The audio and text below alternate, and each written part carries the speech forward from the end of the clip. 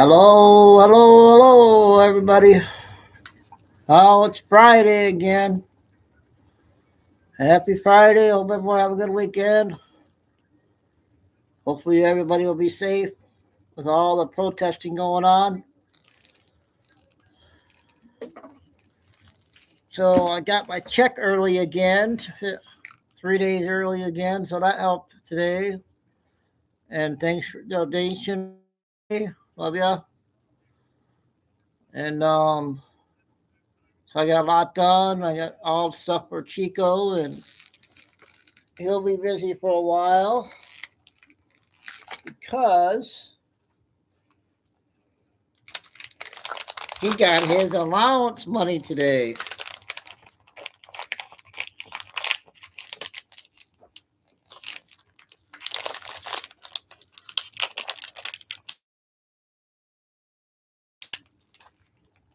All right, that's his big loan he got. Ready? Gonna be busy for a while? Huh?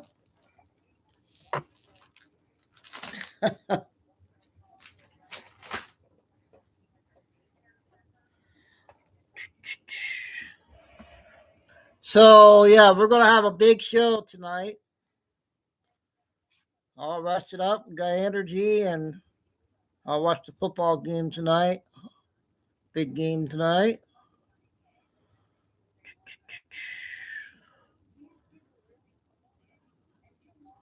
And how many likes Carrie Cassidy, you guys? She's live with what's his name and this other lady.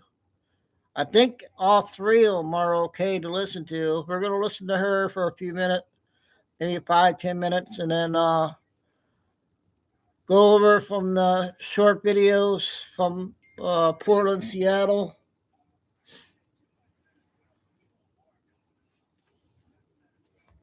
From the Portland shooting last night. Lot to cover, lot to cover. One video at a time. Thanks, Mike, for sending that video. Yep, I hope I can get to it tonight. I got one video I hope I can play, see what happens. Hey, no, you don't need a second one. You eat that one first. Go get chewing that one.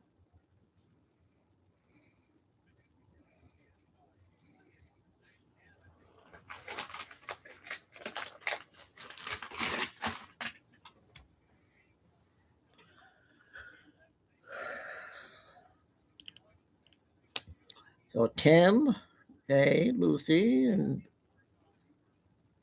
that's it for the chat for now. Carol's late again.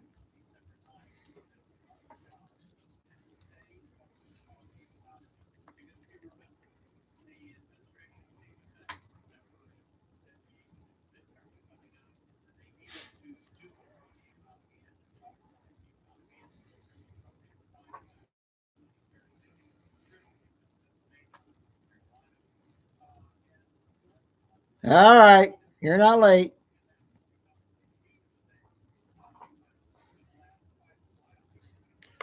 So we'll go live and listen to Casey for about 5, 10, maybe 15 if it's good. And get you the intel.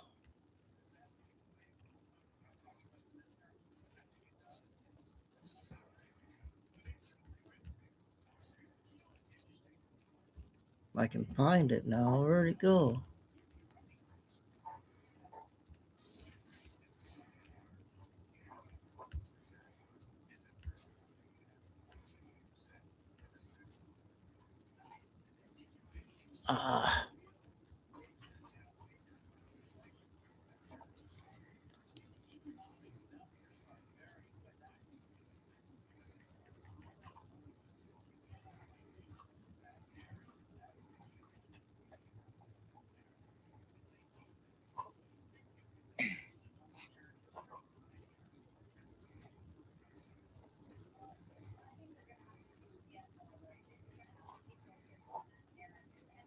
I gotta find it. Hang on. Flying discs, all of that. Very, very advanced.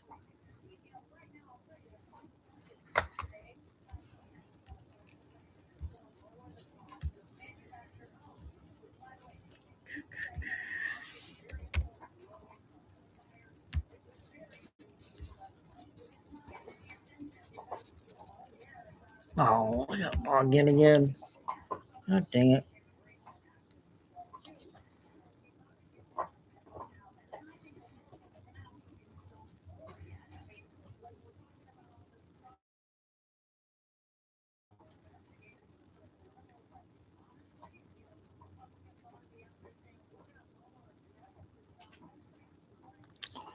Ah.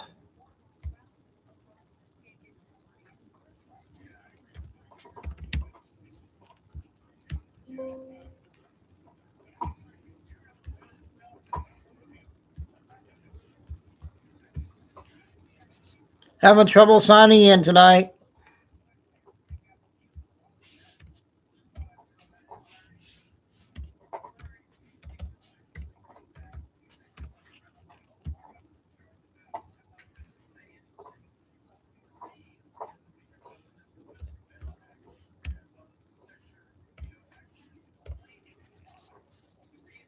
Okay, I'm in.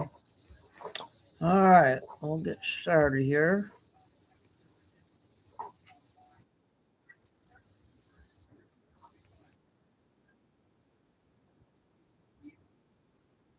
Ah,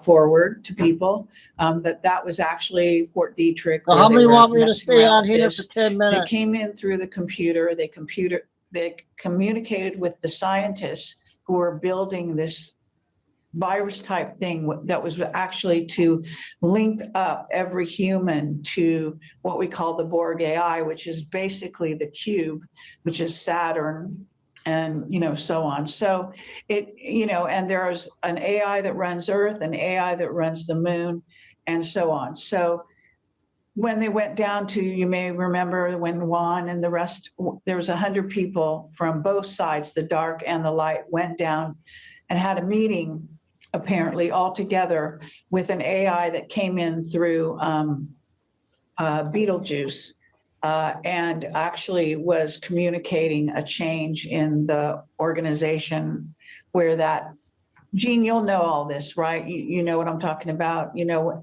how they called it an asteroid that came in between Beetlejuice and. Okay, I stopped it. I got a text. Sorry. Okay. So the video I got, I want to show on screen. If this is the video is real, it does prove that the ICE agent was directly hit by the liberal woman in Minnesota. So I'll put it on the screen here.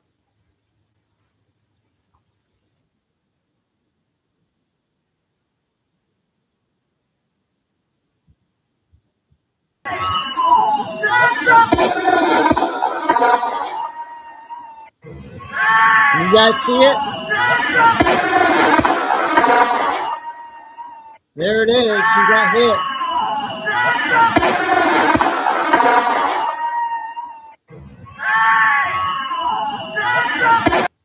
So that mayor of Minnesota, I don't know what he's talking about.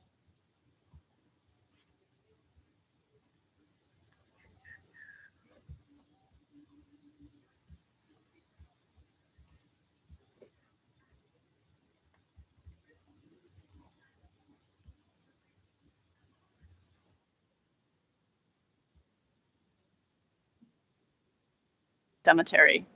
I am furious at the federal government's abuse of power. It is unacceptable to kidnap people who are simply going about their lives. There is no place for this in Seattle. This latest abuse comes on the heels of the murder of Renee Nicole Good in Minneapolis by federal agents. Renee was a poet, a caring neighbor, and a mother, someone with a family whose community is now grieving unimaginable loss. These are not abstractions. These are real people, real families, and real harm. I know many people in our community are frightened and outraged about the way ICE and other federal enforcement agencies are being deliberately deployed across the country to intimidate and harm our communities. I am heartbroken and outraged too. This moment demands action. Here's what we're doing. Seattle is a welcoming city. We already have laws in place that forbid our local police from aiding ICE in most instances. The police will adhere to these laws. That's an important step. But it's also true that we have limited authority with regard to the actions of federal agencies. And I know that our existing laws are not enough to keep people safe. So I'm working with Police Chief Barnes, City Attorney Evans, immigrant rights groups, and local leaders to identify every possible legal argument, public resource, and creative tool we can use to keep the people of Seattle safe. This will take all of us. I urge you to sign up for the Washington for All ICE mobilization alerts. And don't stop there. I encourage you to raise your voices and demand that every elected official does what they can to actually protect the people who make our neighborhoods home. This is a scary situation, and situations like this are when we show ourselves who we are and what we believe. Here in Seattle, we practice solidarity. Everyone should be safe in their homes, in their workplaces, and in their city. My message to our immigrant neighbors: this is your city. You should be safe here, and I'm determined to make it that way. Okay. Seattle News.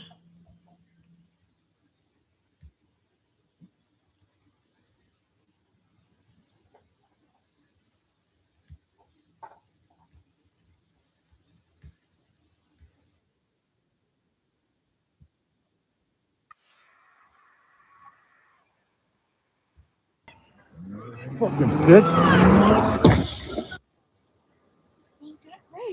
So you can look at all the video clips. You can make your mind up for yourself. That 45-second clip, though, Sandra and John, shows you that there were those ICE agents on the ground. You hear one of them saying to get out of the car, get the F out of the car. They try to put their hand on the car where this woman is in the front seat. The officer, we're told, his hand was kind of like in the back window. They're trying to tell her, get out of here. She puts it in reverse a little bit, backs up, then shifts it into drive, according to the feds. You can see that in this video, goes forward, and you can hear a crash. And that's what, including J.D. Vance, Vice President of the United States, and DHS is saying, look, we told you this is what happened. This agent was hit and he was injured. He was hospitalized. Then you have people here in Minneapolis, including the mayor of Minneapolis, Jacob Frey, saying, hey, the hit wasn't so bad. He didn't look like he was that injured. Listen to this. Donald Trump said that Renee ran the ICE agent over. I mean, the ICE agent walked away with a hip injury that he might as well have gotten from closing a refrigerator door with his hips. He was not injured. A refrigerator door with his hip. Well, according to DHS, this agent was injured so much so that he had to go to the hospital. And if you listen to the impact in that cell phone video, you can make your mind up for yourself. But you hear the truck, go back, it goes forward, and then you hear a crash, some type of impact there. DHS tells us this about the woman who was killed. She's 37 years old, Renee Nicole Good. They say she ran and hit the agent with her SUV, and then say the agent opened fire in self-defense. Sources telling Fox today Good was a trained immigration activist. What does that mean? They say she was part of this ICE watch group here in the city. She was working with groups that do this. They monitor, they track, they interfere, sometimes they dox, and they're against any federal immigration enforcement and agent that are here.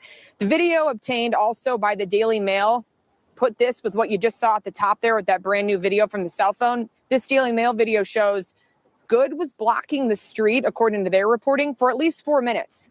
So you see that clip that we just showed you, but this was going on for nearly 5 minutes before those shots were fired. Her wife was filming as this was an ongoing operation that they were trying to block. And back out here live, you can hear some of the things that the wife, who's there on camera, was saying to those agents.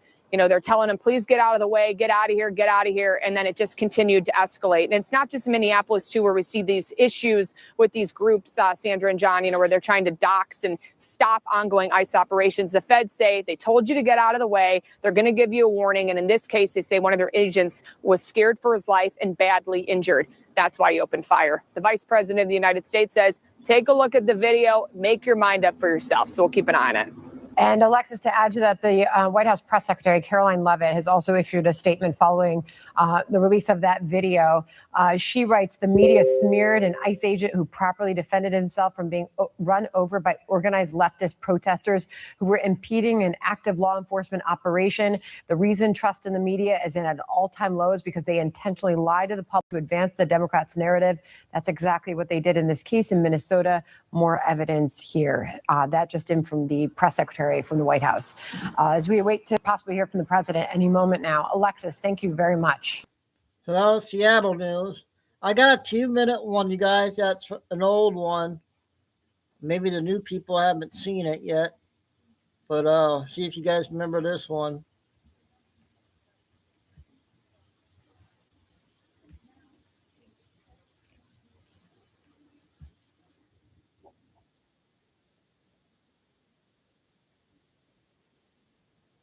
What Jack Poso says here, because it's important. No one was at Joe Biden's inauguration. Remember this as we move forward with AutoPen and Russiagate. When you've already caught the guy, but you need to finish the military investigation, you force him to play the part under military control.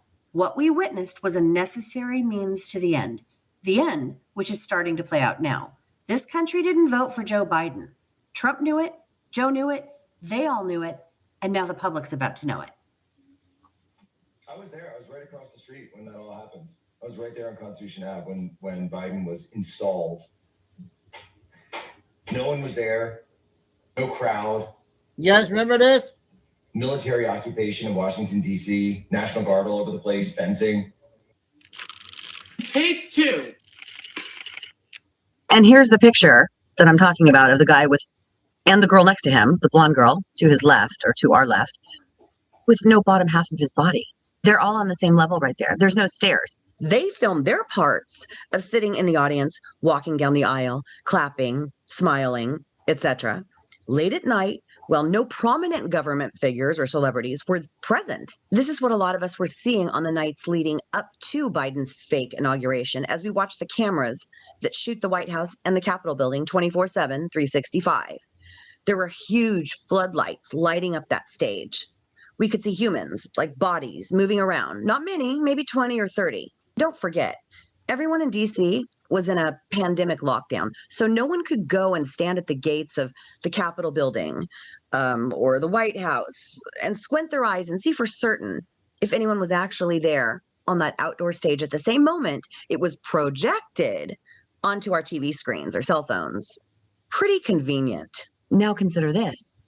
A lot of our military, National Guard, they say thousands of troops, were there. That means they know this. They were protecting the people or the videographers inside. That's a problem. Or it's military control. You guys remember that one? Okay, that's a wrap.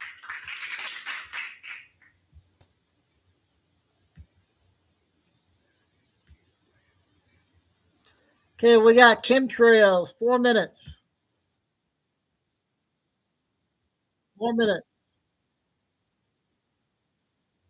In Topeka, and then I worked in Omaha and Tulsa, Albany, New York, and then out into eastern Idaho and the Pocatello, Idaho Falls market for the last 10 years of my 20-year career doing weather. It wasn't until about 2005 when I got deep into the weather modification aspect of this story of geoengineering. One of the parts of the program that is very important that plays into the chemtrails is the precision of these actions in the atmosphere. These chemtrails are absolutely required, so they introduce the right energy at the right location for the right length of time. These trails are wires in the sky. The combined technologies like HARP and the chemtrails were designed to work together as weather weapons. HARP, the High Frequency Active Auroral Research Project. It is filled with phased array antennas. They steer microwaves into the ionosphere where they will activate all of the ions up there. They can use excitation waves that actually affect the metallic particles. So we've ionized the air column. They can heat it, they can cool it. HARP has directional antennas, and they can focus their antennas on where they want to move the jet stream, and they can hit the jet stream, and they create an artificial high. If you accentuate the high, if you amplify a little bit, it's like building a mound of dirt, and you have a little creek or a little stream of water coming. You build the mound of dirt, that water is not going to go through it. So you build the mound, how's this one, you and guys? then it's going to impact storms that are inbound. And so it's very easy to add those particulates of aluminum, barium, and whatever else they want to put in there. And as you add heat to that, those particulates then radiate the heat into the atmosphere and it warms. And what does a warming atmosphere do? Boom, it expands. We see more intense droughts. We see rainfall rates of 1 to 2.25 inches an hour, and sometimes even rainfall, 1.25 inches a minute. It's just unheard of. And so when you get the atmosphere capable of conducting this kind of electricity, plus the engineers, you're going to end up with weather that is extreme, and that's putting it kindly. When they move the jet stream, it then pushes up into the polar vortex. The polar vortex really can only move when there's something impacting it, like HARP. They can heat up that ionosphere. So when the jet stream comes in, it hits that bubble and it diverts. The jet stream flow that is normal brings precipitation and brings the jet stream right into California. And then it brings storm systems with it. It brings rain. The jet stream got pushed off of the coast of California. It dried us up and took all our moisture away and pushed the jet stream north. And when it hit the polar vortex, it then was ricocheted straight down the East Coast.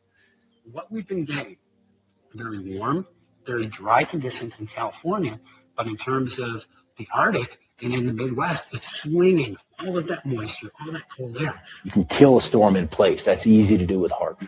You'll see the texture and the structure of the storm just melt, and it will become just this diffuse, amorphous, featureless mess. And that was one of the big epiphanies I had in forecasting. Anticipating a winter storm coming through, you've got to set forecast out that night, and you're waiting for the snow to start. You're waiting for the snow to start, and you're waiting for the snow to start, and it just doesn't. And you go outside and you see a warming zone begin to show up on the satellite loops. The clouds literally just begin to warm. And then that collapses the potential of the storm to put down the moisture. It's done. It's shot. Okay.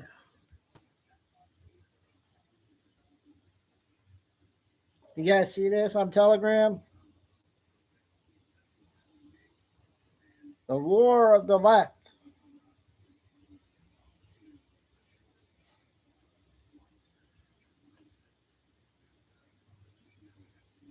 I think I got a new Patriot Princess 5 minutes. I think she has 2 of them out. Let me know if we played it or not.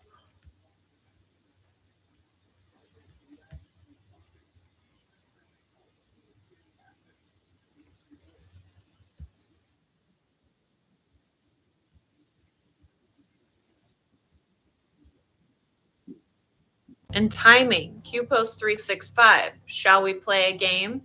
Find the markers. Darkness. Shutdown. Like tomorrow's Delta. QPost 282. Like Phil said. What are you, a hockey player? 282. Clock activated 11th hour, 282. Tomorrow's Delta. QPost 282. Tomorrow Anybody is Friday. remember this one? QPost 16. Friday and Saturday, we'll deliver the MAGA promise. Here's an epic list showing that God, the military, Q, Trump, white hats have been working hard for years, hitting these markers. Smile, patriots, we're winning. In 1999, the U.S. corporation was going bankrupt. Then Russell J. Gould renewed the Title IV, Sections 1, 2, and 3 U.S. flag under the new republic. This set us free from the crown, Britain, the chains of slavery that they had on us through maritime law. Another marker was Harvey Weinstein was arrested. He was the head, tippy top of Hollywood. He rolled on everybody in Hollywood, helping the white hats take down the huge pedophile ring in Hollywood. Another marker hit, Mother Teresa dead. Mother Teresa was head of the Clinton Foundation orphanage in D.C. She worked closely with Robert Maxwell and Ghislaine Maxwell in the Vatican. Another marker hit, Queen of England dead. She's guilty of many crimes against humanity and money laundering. And now King Charles, they're already planning his funeral. He supposedly has cancer. Another marker hit, Notre Dame Cathedral got rods of God. Notre Dame Cathedral was one of the main satanic sites where they did horrible, awful crimes against children and humanity. Another marker hit, Hillary's emails become public. Another marker hit, Trump wins in 2017. He beats Hillary. Then we see the most epic inauguration in history. The military stands up with Trump at the podium and gives the power back to the people. Another major marker hit was Lord Jacob Rothschild dead. He was head of the Rothschild banking family. He was guilty of manipulating many countries' currencies. And he was also guilty of manipulating many countries' federal reserves. He also funneled all of the IRS money back to his family, the Rothschild family. Another major marker hit was the Las Vegas shooting. No civilians actually got hurt in this, and this was actually a white hat operation, taking out all the evil Saudi princes. The Saudi princes were guilty of many crimes against humanity, and they also were funding the tippy top of the cabal with their oil money. Another major marker hit was the Trump World Tour.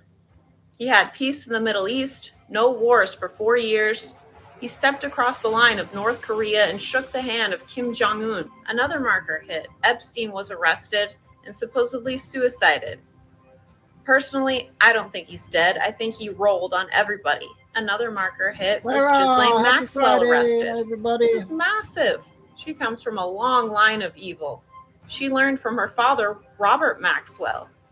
Crimes against children. She was a handler, funneling, trafficking these girls and children, drugging them, using them for blackmail, working hand in hand with the tippy top of the cabal to control politicians in Hollywood. Another major marker hit is white hats infiltrating Hollywood. Hollywood is dead. They're taking down all the major studios. They flipped it and set up their own studios.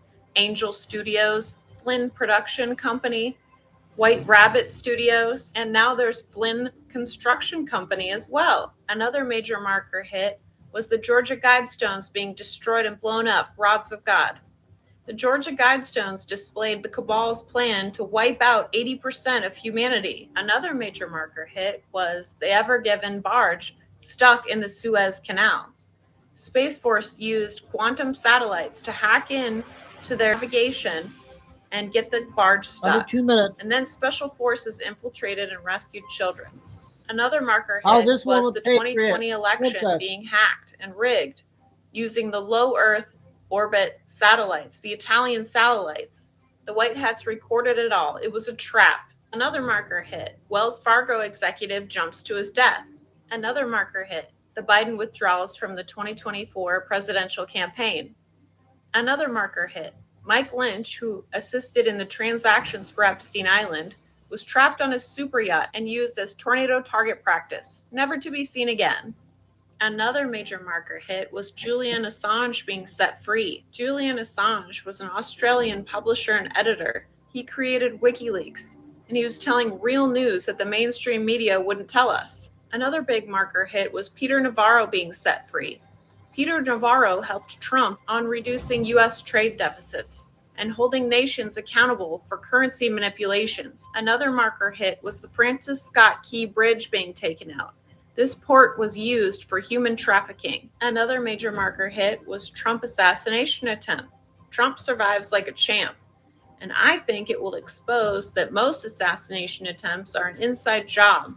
It possibly could lead to truths about the Kennedy assassinations. Another major marker hit was Phil drops major intel, telling you point blank to your face that Q phones are real and you already have them. Another major marker hit was Elon launches SpaceX satellites and activates hurricane victims' phones, linking them with his quantum satellites and giving them free internet from any location, proving that Q phones are real and you already have them. Another big marker hit was RFK Jr. running for president. Then he drops out and endorses Trump. Another major marker hit, Trump wins the 2024 presidential race. And then he nominates RFK Jr. for a position in his cabinet. Kennedys are back. And this is a huge symbol of bridging the divide between Democrats and Republicans. Another big marker hit, Fauci catches West Nile, which is hilarious because he bioengineered it himself. Another major marker hit, Google headquarters packs up and moves from San Francisco to Austin, Texas. Oh yeah, don't forget, Kamala losing was also a big marker hit.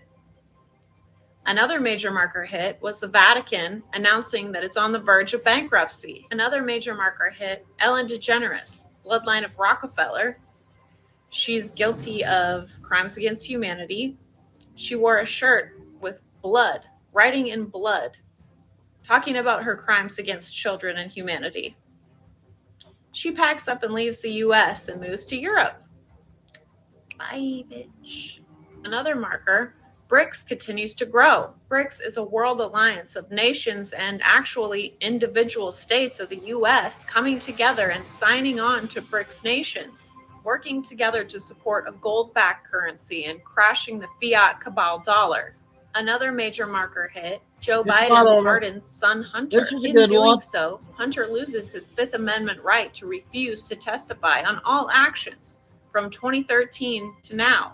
Biden is POTUS of the Fraudulent Corporation of the United States.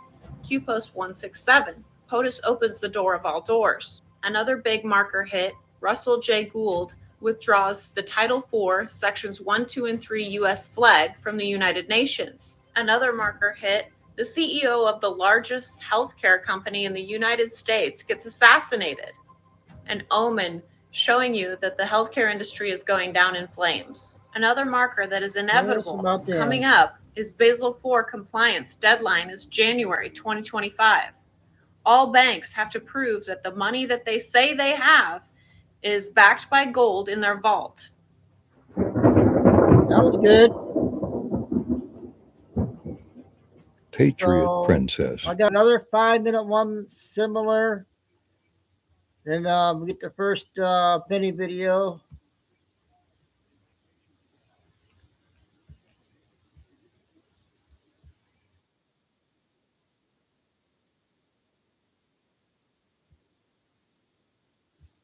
Was working with a valiant team of innovators. Remember this one? Her eyes sparkled with unyielding determination, her powers drawn from the very spirit of freedom.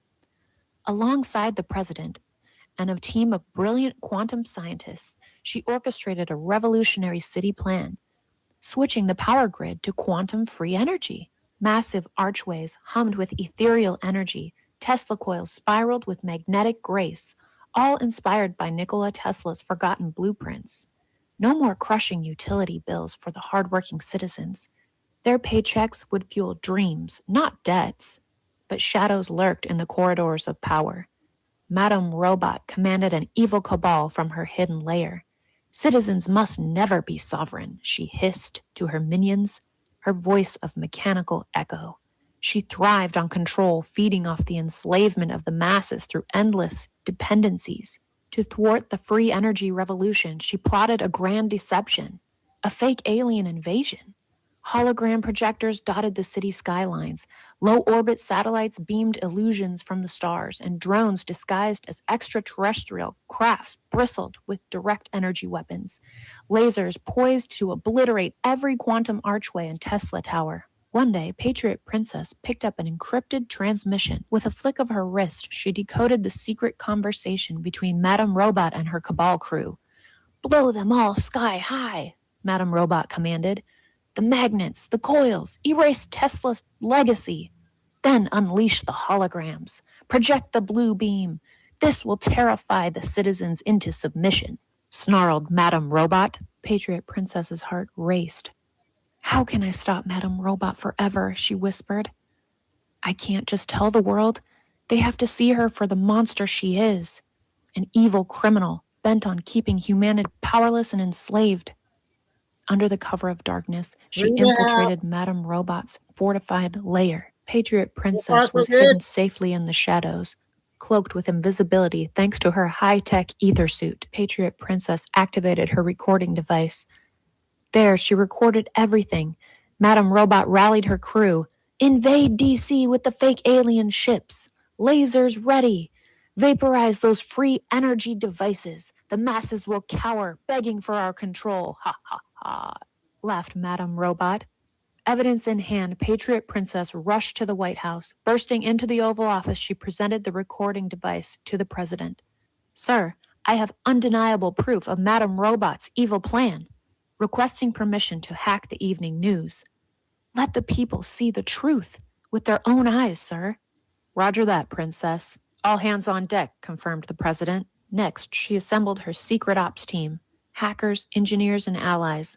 In a daring cyber assault, they breached the airwaves just as the sun dipped below the horizon. Screens across the nation flickered, interrupted by the broadcast.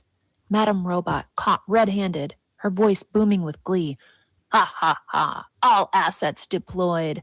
Whatever it takes. I'm excited to scare the public senseless and seize full control of the masses. Ha ha. The revelation hit like a thunderbolt. Eyes widened in living rooms, offices, and streets. The masses awakened. Fury ignited into unity. Protests swelled. Demands for justice thundered through the Capitol. Madame Robot's plans crumbled as her hologram projectors were dismantled, her drones were grounded. She was surrounded by an empowered populace. She was arrested and her cabal was scattered to the winds. With the threat vanquished, the free energy grid activated. Quantum archways pulsed with brilliant light. Tesla coils sang a symphony of liberation. Cities across America glowed anew, powered by infinite, costless energy. The people rejoiced. Fireworks lit the skies, parades filled the streets, toasts raised to the sovereignty reclaimed. Patriot Princess stood humbly on the Capitol steps, gazing at the illuminated horizon. In her heart, she whispered gratitude to God, her country, and her unwavering team. Freedom's light would shine forever. Godspeed. That was pretty good, huh?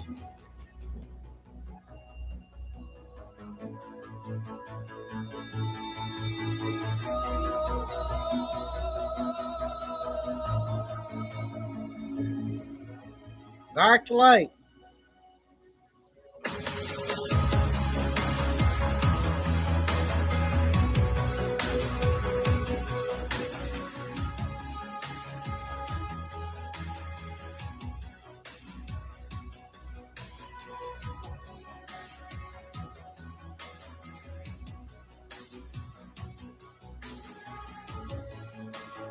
Patriot Princess. Hey, two good ones there. Going on the videos.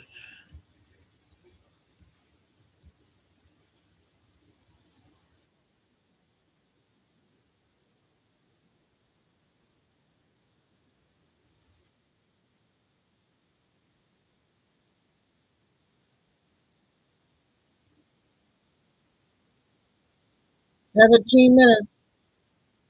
Okay, Jerry. That was a sad video. Hey, one you sent me. Hey Nick, how you doing, bro? Nice Yeah. Yeah, appreciate it, man. Yeah, I'm actually typically I'd be on the street doing this thing, but two things. I can't go alone because they'll probably just shoot me or whatever. And secondly, we were out until like 3 o'clock in the morning last night out there at the new autonomous zone, the new Chaz. So there's just an update on that this morning, though. We can get into that a little bit. Please. So yeah, you're reporting from Minneapolis, right? That is correct. We're on the ground here in Minneapolis, and it definitely feels behind enemy lines. It kind of is behind enemy lines. Anywhere in the Minneapolis-St. Paul area, I mean, look at this freaking loon of a mayor that they've got out here. And, you know, the police force out here were called 911 the other day as we were being chased on the road, and they told us to basically screw off. It's sad to see this stuff happening in an American city, but it's also not surprising. I mean, Portland is a very similar way, and I guess we're going to find out if they're going to pop off tonight over this Trende Aragua guy that got shot by Border Patrol after he tried to run them down and is now in FBI custody. So are they going to try to make a martyr out of him, man? I mean, that'll be interesting. Force them to do it. Force them to eat it. Do it. I want, make heroes out of these people. We were in Portland, bro, and we watched these rapists get arrested, these criminal alien rapists, and they're sick people. How could you possibly defend this? There is no explanation. There's no explanation as to how any of these people make our country better. And as you said, quite famously in front of the Leering Center, they're trespassing in our country. Yeah, I did say that. Felt very good to say, Benny. I'll be honest with you, man. And I don't know if you saw this. Bovino last night was going around arresting people in front of the Leering Center. Just, I've been waiting for this day for a week and a half now. And he went around, and they're going to do more operations in what we call Little Mogadishu. And Little Mogadishu, though, man, is not nearly as little as it used to be. You now have what was previously called the Mall of America. It is now here known as the Mall of Somalia. And you gotta go check that place out at some point. I'm just not going to tell anybody when I'm going there because it's wild. Maybe you should shave your goatee, wear some glasses. You know what I mean? Like, I mean, you with the Border Patrol hat on is a little on the nose, bro. You make it kind of easy to find you. I know I texted you a couple of times, like, you have got to get security. Well, I'll call you after the show because we're working on something like that. Because I want to be able to have, I want to start a, I want to start a nonprofit to do security for independent journalists and just you and me both. I think we talked about that at one point. Yes, and it has to happen because it's just too easy to kill all of us. Like that's just what, and that's obviously the plan. In some situations, depending on how volatile it is, I mean, it can be $2,000 a day. I mean, it's wildly expensive, and independent journalism, that's just not in budget unless you're. Who knows? I mean, it's like Nick Shirley has been getting help from. Yeah, even if you're making good revenue, like that's all your revenue then. So then you need, so you got to be able to be profitable. So here we go. Here's Bavino and his team making arrests at the Quality Leering Center, and then the autonomous zone in Minneapolis, and we got some footage of that you took last night. Tell us about this autonomous zone, Nick. What's up, man? Well, this is a place where 2 nights ago I was chased around, and I called the police. I was on the phone with the police for over 20 minutes. They kept telling me, we're on the way. I mean, you can hear death threats being screamed at me in the background. It's all on video. And then after that 20 minutes, they called back and they said that they weren't responding unless I moved to another location, which is a little bit difficult when you're being mobbed. And then they literally hung up the phone on me. And you can see it's last night when they had it's like 2.5 blocks, man, of just it's a no-go zone is what they call for police. They built this like sweat shack that you can see behind there so that people can go in there. Like, I don't want to sweat with any of these people, bro. I don't. The area in general doesn't smell very good at this point, let alone in a box that everybody's sweating inside of. It ended up becoming if you look on the sides of the road, Benny, there are a bunch of houses. This is like 3 o'clock in the morning, 2 o'clock in the morning. And these people are out screaming, blasting loud music. They're not letting people get to their houses.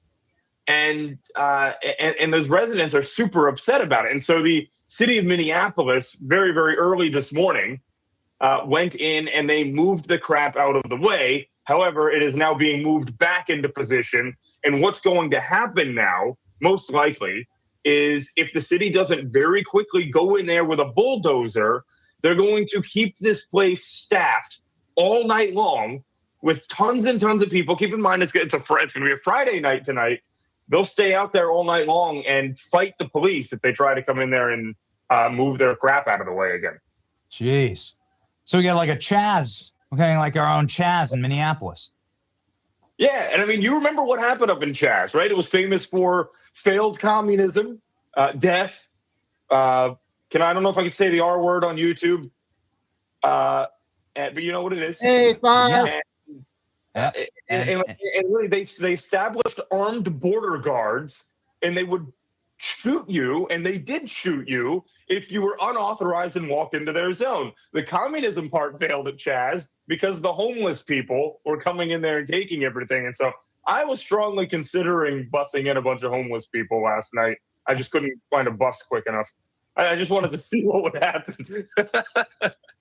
So I got a question for you because I thought that Minneapolis would be burned to cinders at this point. But I believe that USAID getting cut and all the NGOs losing their funding has actually stopped a considerable amount of the funding of domestic terrorism in our nation. Have you seen that, Nick?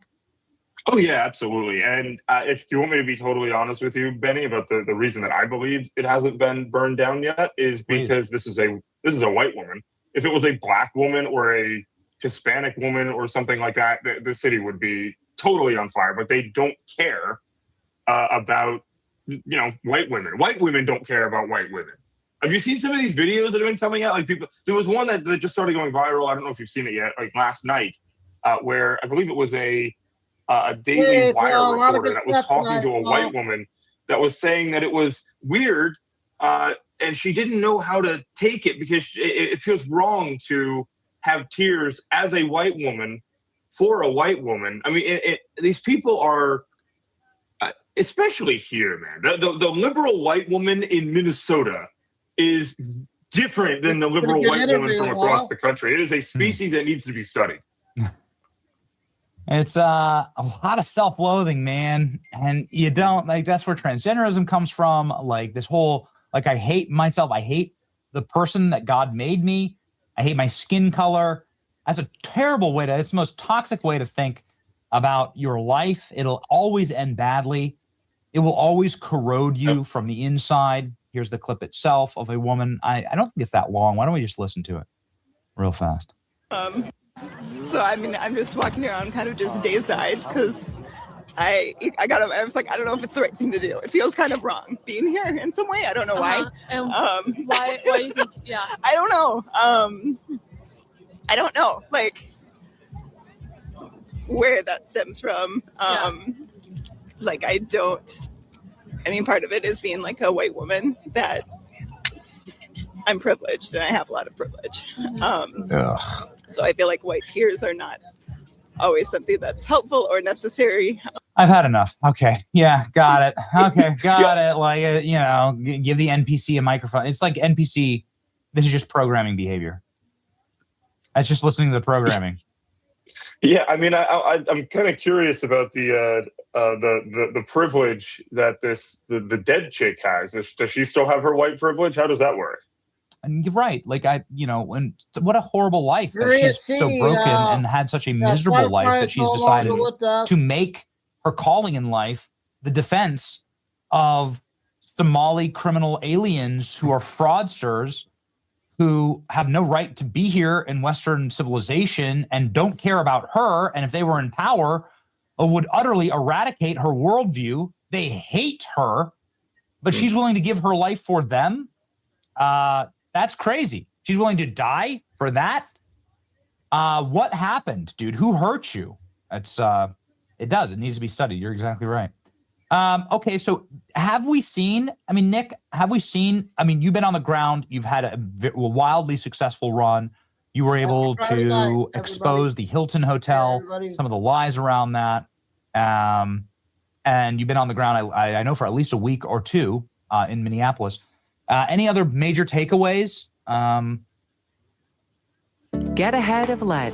It's a new initiative to help families reduce lead in their drinking water. Here's what you can do.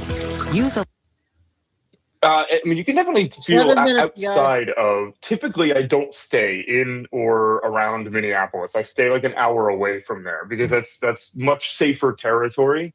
When and you get out there and you talk to some of these people that aren't in Minneapolis and aren't in St. Paul, and they are livid, absolutely livid. And that's why at the end of the day, you're seeing Tim Walz have to jump out because people around the state are just rebuking him violently. I have not seen anybody that is willing to sit there, and I've tried, trust me, to defend Tim Walz. You can't find it unless it's some radical leftist in the middle of Minneapolis. His approval rating outside of the Twin Cities is, about the same, maybe a little lower than toenail fungus. It's really a satisfying thing to see. But it kind of reminds you the entire state is not lost. It's you have a lot of great patriots outside. It's just this little area. Little Mogadishu is actually not very little. It spreads 30 minutes outside the city. So that hotel, that Hilton Hotel, right next door, there's a Walmart. And I tried to go in there and I was just asking for some basic things and I couldn't communicate. It's all on video. I'll release that sometime later this week. And they just couldn't tell me because they couldn't talk to me. So I don't know if that's a requirement at Walmart nowadays that, you speak Somali and only Somali. At one point, I just as a white man asked her what time the place was closing, and she got mad at me and started yelling. It feels like Walmart is basically built a store in Somalia, and people are getting fed up with that too because there's like the Mall of America, you can't really go there anymore and enjoy it as you could 10 years ago. It's pretty sad. Maybe your final takeaway here, since you've been a victim of left-wing attacks, since you can not show your face in the streets anymore, maybe in peaceful American cities, but in cities like this that have descended into madness, you are enemy number one. They'll come after you. What are we facing here? Tim Walz, the top of the show, Tim Walz is saying that he's calling up the Minnesota National Guard to fight the federal government. Well, bro, that's an insurrection. That's civil war by definition. That's definitionally civil war. Yeah, absolutely. And it also has to do with the fact he's trying to make it as difficult as possible on President Trump to federalize the National Guard, right? Because what he would do, Tim Walz would say, no, I'm already handling it. I've already authorized them myself.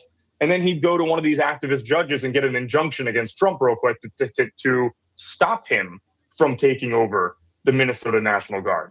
So, that's part of the tactic here as well. And when tonight, likely, I would say something is probably going to end up happening. It is the weekend. If you remember the George Floyd riots, those happened like 3 days after George Floyd OD'd in the street.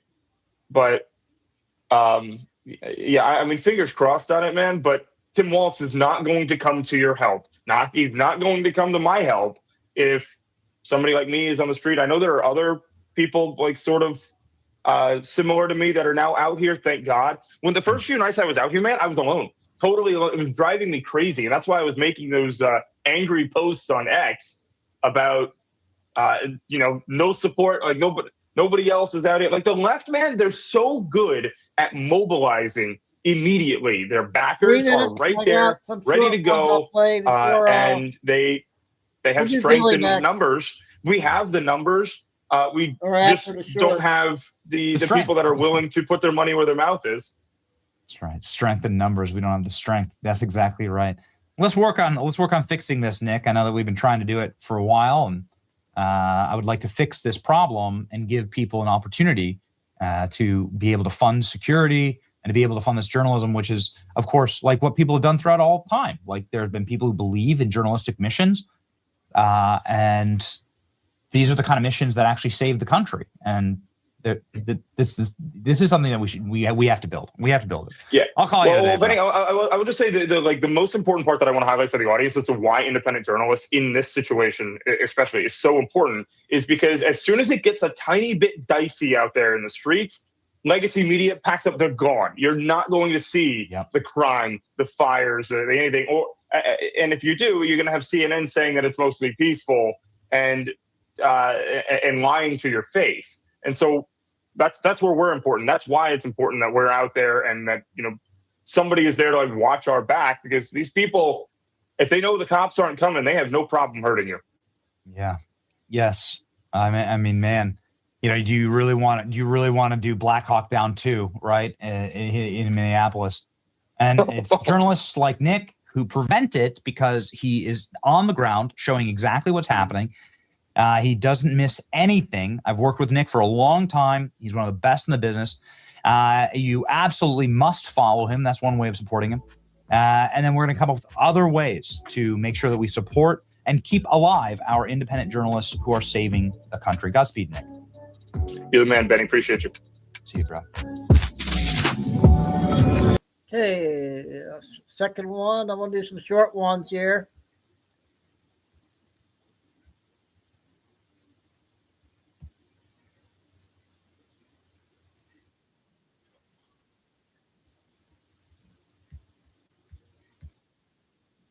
the city, they've seen 4 grocery chain locations close in the last play this 6 one? months alone. Walmart built its empire on serving every American community with everyday low prices. It promised to stay in underserved neighborhoods no matter what. Then they announced mass closures across California and Chicago, abandoning the very communities they pledged to serve. The closures represent more than just business decisions. But what just happened changes everything. It is about what these cities have become and why even America's largest retailer cannot survive there anymore. The urban retail apocalypse. Retail analysts point to structural incompatibilities between Walmart's operational model and urban market conditions. The company's standard 180,000 square foot supercenter format was designed for suburban and rural areas where land costs remain manageable and parking is abundant. Dense urban environments present challenges that undermine the economic assumptions built into that model. Higher real estate costs require correspondingly higher sales volumes to achieve profitability, creating thresholds that many city locations cannot consistently meet. There is an Amazon truck on this block delivering packages, and how are we going to solve for that, and what does the nature of retailing and big box or just stores in general look like in the future to come? But it's something to be said to go look at the merchandise, feel the merchandise. You need something, you can just run in and grab it. The pressures facing urban stores extend beyond rent. Retailers cite elevated theft rates, reduced foot traffic following the shift to remote work during the pandemic, and intensified competition from Amazon's same-day delivery services. These factors have converged to create conditions where traditional brick-and-mortar retail struggles to justify its physical presence. Experts assess that the challenges are not temporary disruptions, but indicators of permanent shifts in urban consumer behavior and retail economics. Research conducted by the University of Illinois Chicago in 2012 documented unintended consequences of Walmart's urban expansion. The study found that businesses located near new Walmart stores were significantly more likely to close than comparable businesses farther away.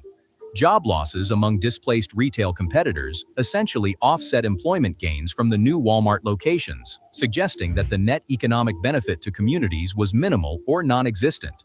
The findings challenge the narrative that large chain retailers serve as reliable engines of urban economic development. The irony of the current withdrawal is that many cities expended considerable political capital to attract Walmart. Chicago's mayor in 2006 vetoed an ordinance requiring big box retailers to pay a $10 minimum wage, clearing regulatory barriers to facilitate Walmart's entry. Local leaders framed the retailer's arrival as critical to addressing food deserts and stimulating economic activity in underserved neighborhoods. The subsequent closures raise questions about whether those concessions produced lasting value or merely delayed recognition of deeper incompatibilities. Walmart has announced plans to open or upsize more than 150 stores over the next 5 years and renovate 650 existing locations to a store of the future concept. The investment signals confidence in the company's long-term retail strategy. However, the expansion focuses primarily on suburban and rural markets rather than urban centers. The geographic targeting suggests that Walmart has concluded that its future growth lies outside the cities it is now abandoning. Walmart pulls the plug on California. Walmart confirmed the permanent closure of 5 California stores in 2024, marking the company's most concentrated withdrawal from any single state in recent history. The affected locations include San Diego, El Cajon, West Covina, Fremont, and Granite Bay. Each closure was announced with minimal advance notice, leaving local communities to adjust to a retail landscape that had centered around the presence of the nation's largest retailer. Now with the news of Walmart closing in Federal Way, that means here in the... Yeah, that was part one.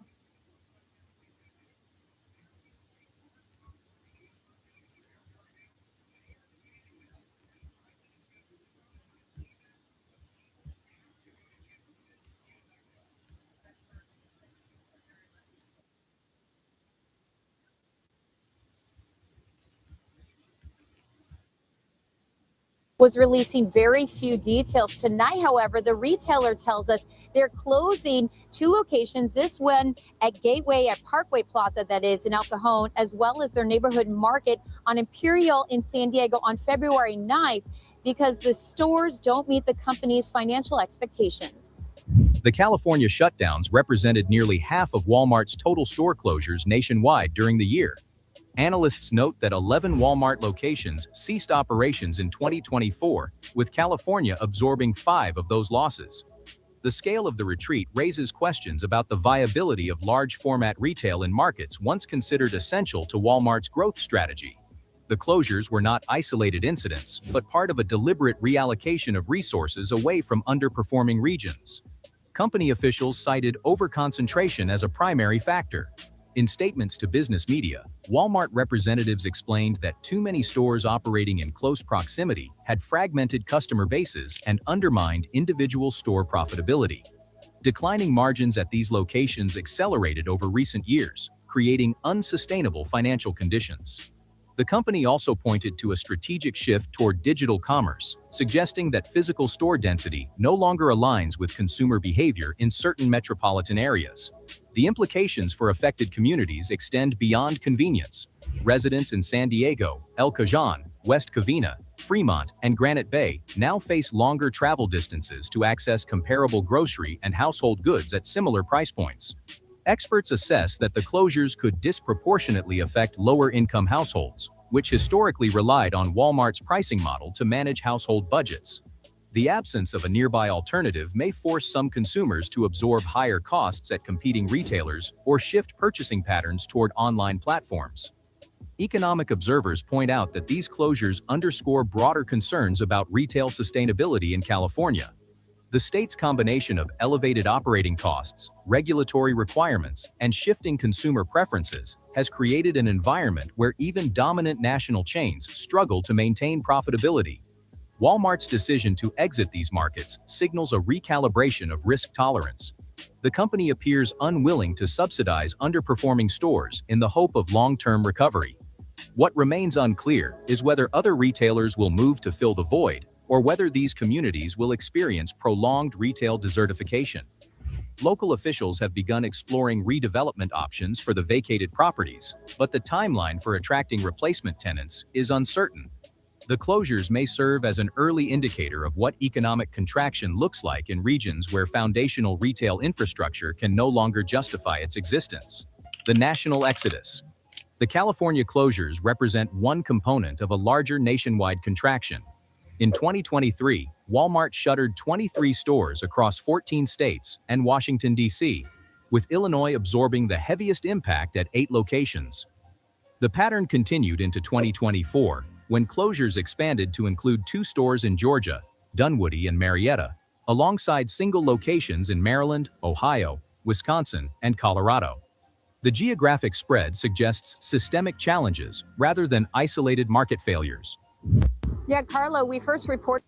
Okay, Walmart news out of California.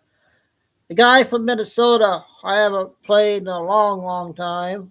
Michelle was telling me how good he is, and so I got he's good. I lost. I don't know what happened to him, or I couldn't find him, but I found him. He's a good one. I used to play him a long time ago. Help from time to time. Good day, folks, and welcome to another edition of Lumberjack Logic Live. I am your host, Neil 14 Johnson. minutes, you Excited guys. to be with you and share the news with you. And folks, the body camera footage from the officer who shot Renee Good has been released, and this completely exonerates. So, you're looking at this from all these different angles from observers. You don't see how hard the impact was. The other thing is you're going to watch just the speed and veracity of which this happened, how quickly he had to react. I can't even believe he got off a couple shots. This is insanity. So I want you to watch this. This is going to completely clear this situation up. And I want you to know a couple things. Matt Vance Wells shared this on X, and he had 5 things from this video. We're going to go over them afterwards, okay? Let's watch this. Apologize about the cussing. Body cam video. So there she is. She's in this car.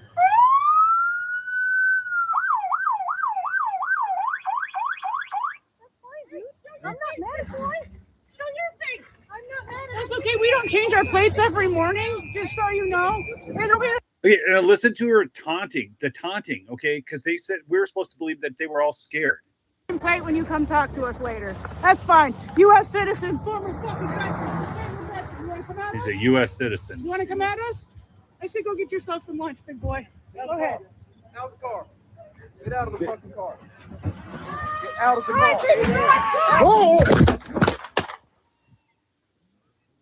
car. That's how quick this happened. Now, hold on. I want to go back to something here.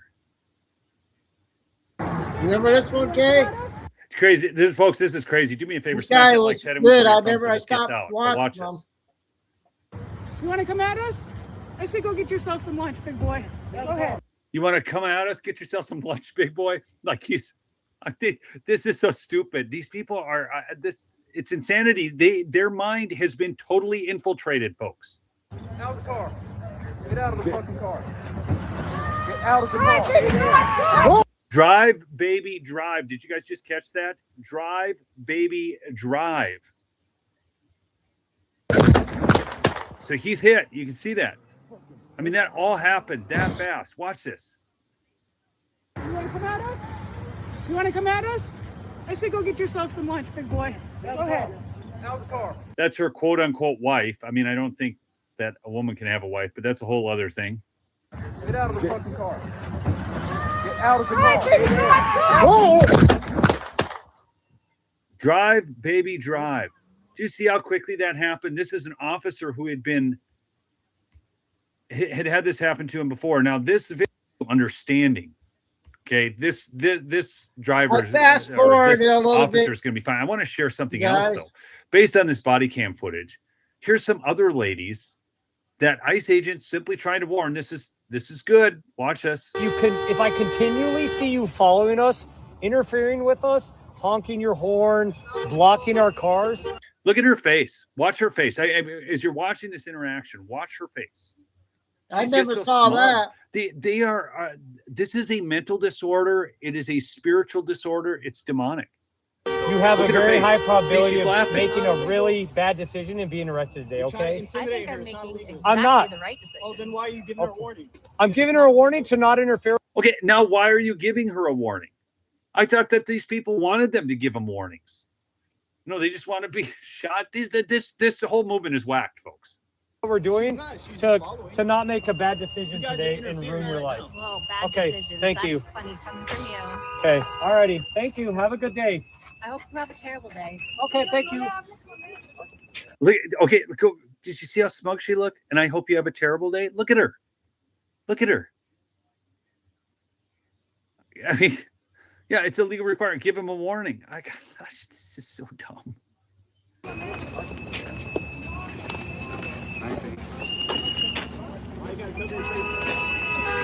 on. Watch out, it's slippery. Watch out, it's slippery. He's giving him a warning about the ice. What a nice guy. Just so you know, if we continue to have you follow us, okay.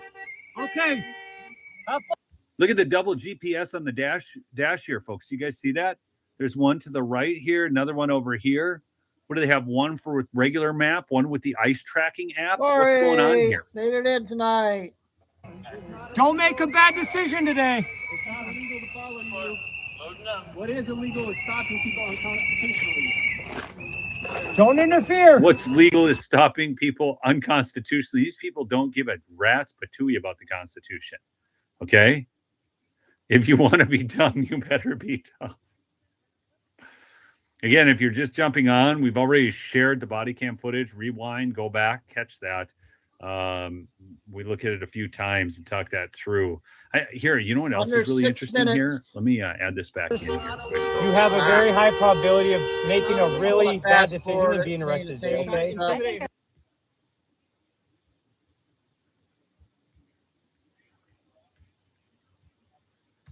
Numbers, I do believe. So an independent investigation can occur. It is important and critical to our community to have a sense of trust in this process by having an independent investigation to present to the county attorney so that adequate charges can be made. Oh, They want to present it to the county attorney so the adequate charges can be made.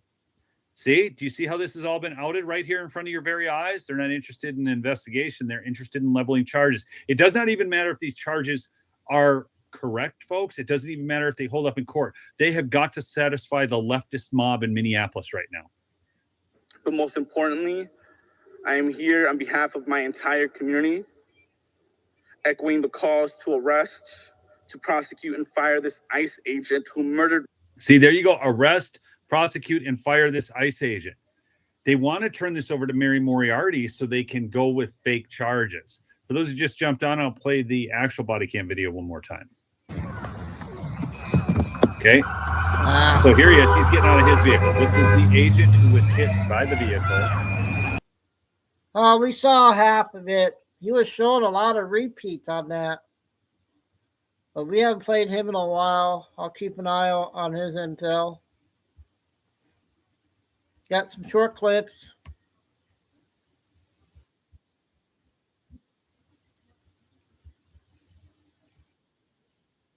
Cheering on chaos from a safe distance. They never pay the price when things spiral out of control. Their audience does. So to these elites, their base is expendable. They're willing to gamble with other people's lives in the name of justice while they sit comfortably on the sidelines, untouched by the consequences. Here's Tim Walz's lieutenant governor just a few months ago planting the seed and telling people to put their bodies on the line. Our neighbors are being disappeared. P.S. Without due process, it is just called kidnapping. Then show up and use your voice. Put your body on the line. They're pushing women to the front lines to protect who exactly? Some Somali criminal who scammed the feds for millions? Democrats are literally dying to protect fraud. And in Seattle, they wave Palestinian flags while chanting this. Justice to us! Power to the people! Power to the people! They all look like pigs to me! This sure does make you wonder, where was all this outrage before? Where was this passion for Ashley Babbitt? She's the one on the right in this photo. You know, the woman unarmed who was shot and killed by a Capitol police officer? Not exactly a threat, not charging anyone, but was shot to death anyway. Strange how I don't remember the left shuttling down streets over that one. No marches, no screaming activists. And while we're at it, where was the outrage for David Dorn? He was a retired police captain killed during the 2020 riots while trying to defend a friend's store. You would think the left would have been outraged that a black man was shot on the streets during BLM. But nope, crickets. Jocelyn Nungary, Laken Riley. Funny how those names don't seem to inspire protest or viral hashtags. But they'll sure go to bat for a woman who spent all day harassing law enforcement and then tried to barricade officers in.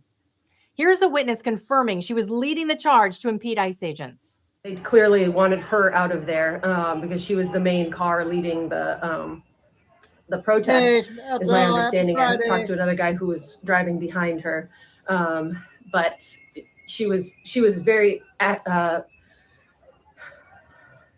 successful in blocking traffic. She was doing what she was set out to do, and so they wanted to get her the hell out of there. Yeah. So it looked like she was impeding ICE vehicles. Definitely, yeah.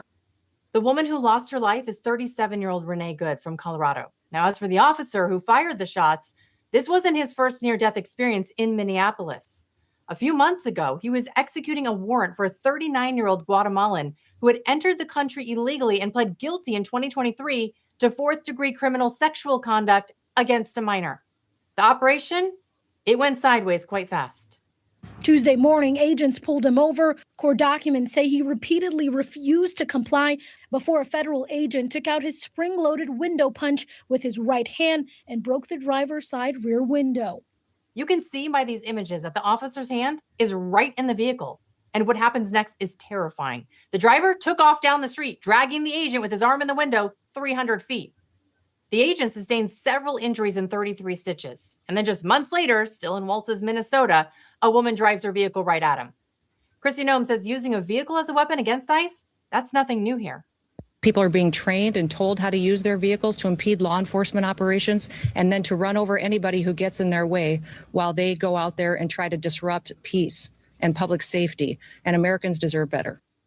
And now, because a liberal agitator harassed ICE all day, then chose to drive her vehicle straight at an officer and was shot in self-defense, we have members of Congress spouting absolute garbage. This officer not only needs to be fired and suspended, but based on the video, he needs to be charged with murder. What we saw today was a criminal murder a woman and shoot her in the head while she was trying to escape and flee for her life. These are the same people who held candlelight vigils for officers who didn't die on J6. And yes, you can check it. No officers died that day. But Ashley Babbitt, the unarmed woman who actually was killed, silence, no marches, no candles, no mention at this. In the midst of all of this chaos, wealthy protected celebrities. Okay, got one more. This one.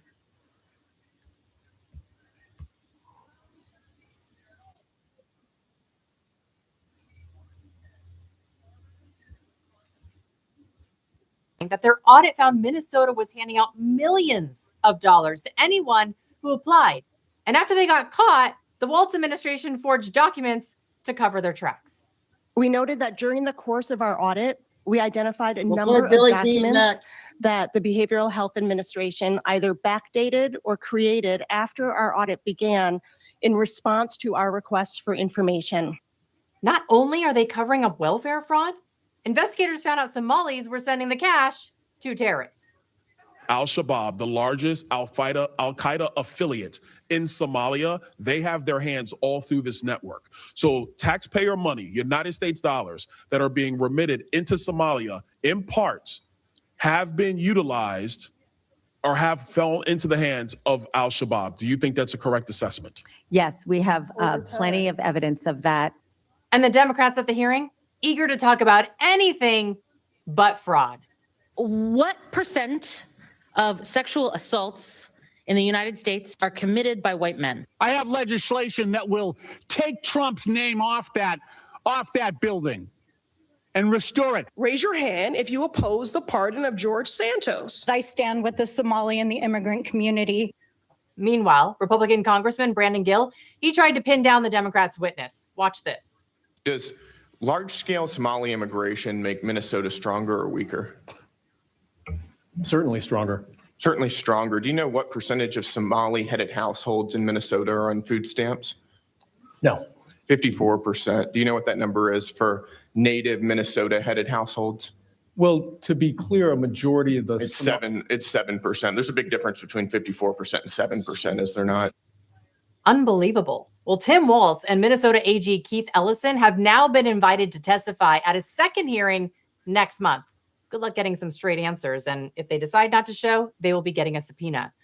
Over in New York, Governor Kathy Hochul today just announced that childcare spending will be increased to $4.5 billion. Zohran Mamdani, he adds to that saying he's rolling out a multi-billion-dollar plan for free childcare to any child starting at the age of 2.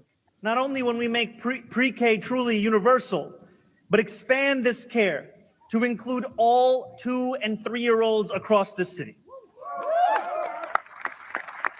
As the governor said, we will deliver to care by working in partnership with childcare providers, especially home-based providers. First off, who's picking up the tab for these free services? Because spoiler alert, it's not coming out of thin air. And I mean, seriously, have these people been living under a rock? Have they not seen what happened in Minnesota? Or are we just going to pretend that that magically won't happen in New York City too?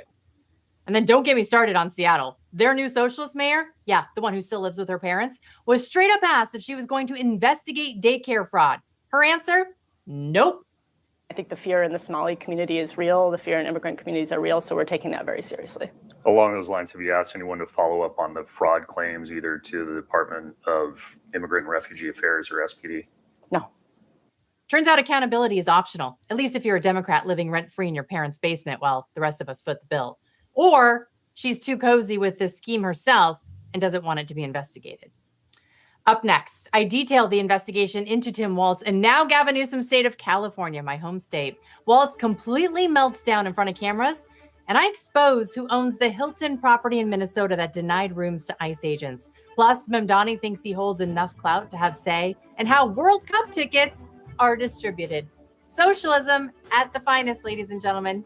Go ahead, click on that video you see now on your screen, and I'll see you over there. Thanks for watching. Have a great rest of your day. Okay, now Billy Bean time.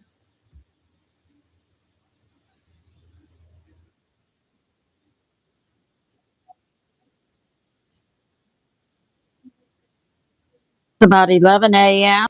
Happy birthday, S. So we've got 17 some minutes. things going on in space. We'll do a No cast video of that. overt flares, but we do have solar wind coming in that'll give us a G1 geomagnetic storm. Small CME Saturday or Sunday, G1 geomagnetic storm. In Alaska, we've had record snow up to 7 feet. That is collapsing the roofs on some buildings and sinking boats. And with regard to the geomagnetic storms that can impact GPS, the only nation in the world whose missiles are not affected by either the presence nor the loss of GPS is the U.S. military, the greatest military in the history of the world, whose missiles do not use GPS but are intelligent. So that's going on. Some of the things we'll cover today. President Trump is planning next military hits on another land area, possibly Mexico. What's going on in Portland, Oregon, and Minnesota with regard to ICE and the CCP? And we have Iran now slaughtering its citizens in its streets.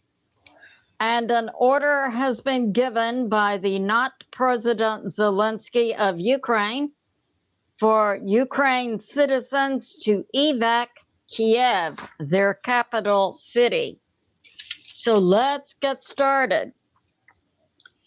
We also have this coming out from an intel source that last night, January 8, the U.S. Post Office put out an emergency message to all U.S. Post Office workers. That's both full-time employees and contract individuals who deliver mail. Emergency message. So beginning immediately, the Post Office workers are to carry this essential worker letter notice from the Post Office that came out last night, and be sure they have their Post Office ID.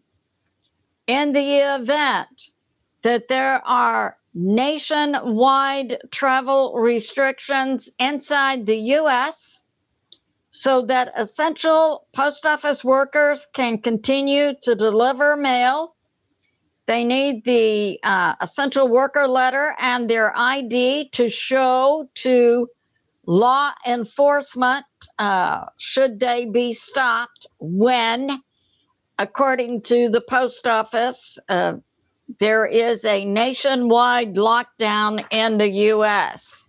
So what does the Post Office know that the average American citizen does not yet know? Is war coming to our shore? We have this. So we've seen the shooting in Minnesota a couple of days ago that involved ICE. We've had a second shooting in Portland, Oregon, also involving ICE. In Minnesota, there was a paid protester who appeared to weaponize her vehicle against ICE agents. And the female ICE agent who shot dead the CCP paid protester had a few months ago been involved in an incident where a car was weaponized and she had been drugged along the street and had to spend considerable time in the hospital. So that's going on. Now, the second shooting in Portland, Oregon, we had ICE agents engaged in a vehicle-to-vehicle stopping of traffic and asking individuals for their ID in an attempt to locate Venezuela gang Trinidad Aragua shooters who had been involved in a shooting earlier in the day. They came across the two individuals, a male and female. The male driver then tried to run over the ICE agents with his vehicle. The ICE agents turned their guns on these two individuals, wounding the male in the leg and also shooting the female. These two individuals are currently somewhere in Portland, Oregon, and the Portland police say that they don't have details of the shooting. We now have ICE agents and the FBI searching for these two Trinidad Aragua members who were involved in a shooting previously in the day. We don't have details about the earlier shooting. So this nonsense in Minnesota and Oregon that ICE is against American citizens couldn't be further from the truth, but is being pushed by the commie Dem government of Minnesota and Oregon. So that's going on. We have this from Pastor Paul Begley and Mike from around the world last night. We had intel that we had Army Delta forces on the ground in Iran last night. Is it possible that Army Delta forces are going to snatch up Ayatollah as they did Maduro? And I would like to put this forth, an observation by another journalist. We've been seeing Russia engaged in war in Ukraine for 4 years, and they still haven't gotten the not President Zelensky. But we saw the U.S. military on the ground in Venezuela, and in 2 hours, they had snatched up Maduro. An example of the U.S. military, the greatest military in the history of the world. Now we're hearing Army Delta forces are on the ground in Iran. And that for the last 36 hours, that would be yesterday and half of the day before, the Iranian Revolutionary Guard and their families have been flying to France. That leaves the regular Iranian military on the ground in Iran. And they have been given orders by the Ayatollah to slaughter Iranian citizens who are in the streets protesting the government. And we have this. Yes, also coming from Mike from around the world and other sources, that the U.S. military today, January 9, will be going into another foreign nation. Now we have some candidates: Mexico, Iran, Cuba, Greenland. So we'll see. Maybe it will be several foreign nations. And we have this in Iran, coming from the intel by Hal Turner. There are massive slaughterings of Iranian citizens going on in the Iranian city Karaj, K-A-R-A-J. Bodies are in the streets. There is a blackout across Iran of cell phones, land phones, internet, and in many areas, the electricity. There are currently protests by Iranian citizens going on in all 31 provinces. And we have yesterday, Iran closed most of the airspace, a NOTAM, over Iran. It was unknown yesterday whether Iran closing airspace had to do with the riots that continue to go on by its citizens. Or was it related to a possible Iranian military preemptive strike on Israel? And Iran has also said when they hit Israel, they will also hit U.S. military bases located in the Middle East. We have them in many locations, including Syria, Jordan, Qatar, plus. And we have this from New York Prepper, that Russia evacuated the Russian embassy in Iran yesterday. And we have this. There are protests going on in 31 provinces in Iran, that's like their states, in 153 cities. Hundreds of thousands of Iranian citizens are in their streets protesting. The Iranian government has given orders to the regular Iranian military, shoot dead the Iranian citizens in the street and show them no mercy. And we have this. President Trump, in an interview with Fox News yesterday, the U.S. action in the Caribbean against Venezuela has cut down the influx of drugs into the U.S. by water by 97%. It is now time for the U.S. to begin making hits on land, which it's being put forth by President Trump, would be in Mexico. So that ties directly into the U.S. Post Office putting forth information about a nationwide lockdown in the U.S.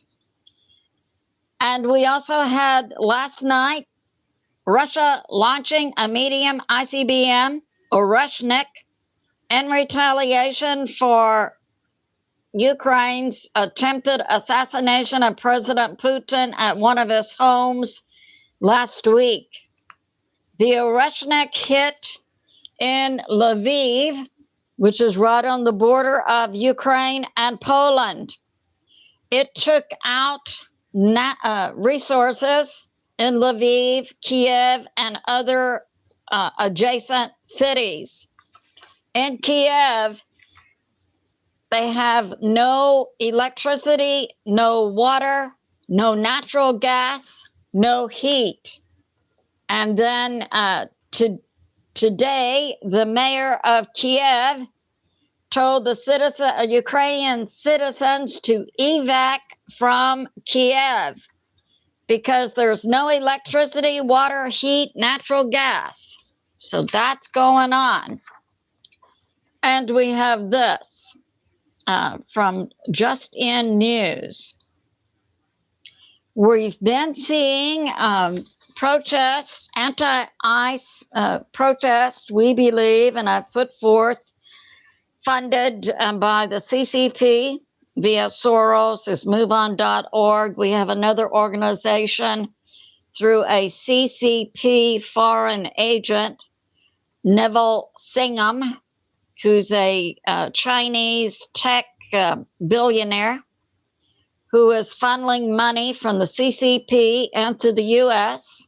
via a U.S. organization, People's Forum, to bring about anti-U.S. government riots, as we're seeing in Minnesota and Oregon and other Los Angeles and other places, anti-ICE protest.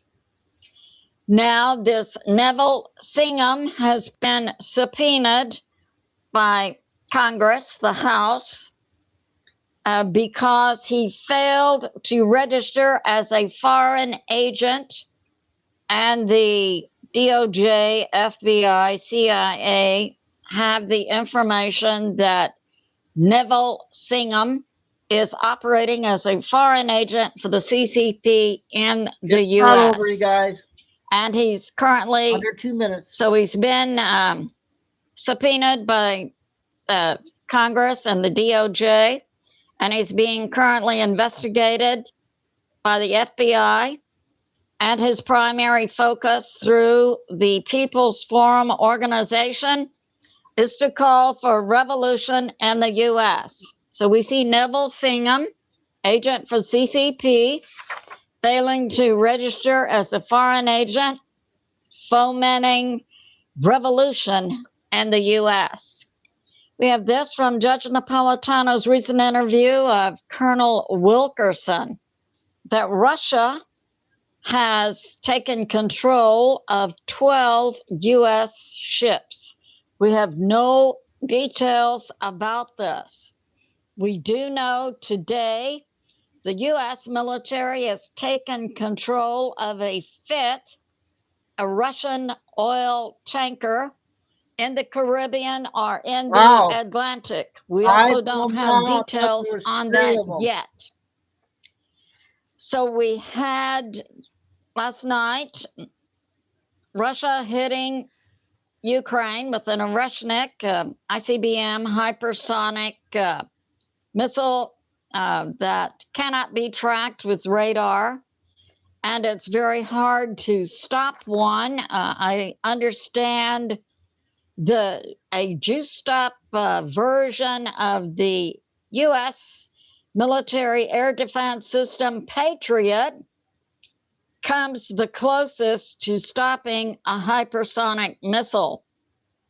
So that's going on. It's good to be in prayer for America, President Trump, the U.S. military, and world peace. I love you, and I'll see you soon. Okay, that's our Billy for Friday. I'm going to do about 4 short ones, then we'll get to cash and go from there.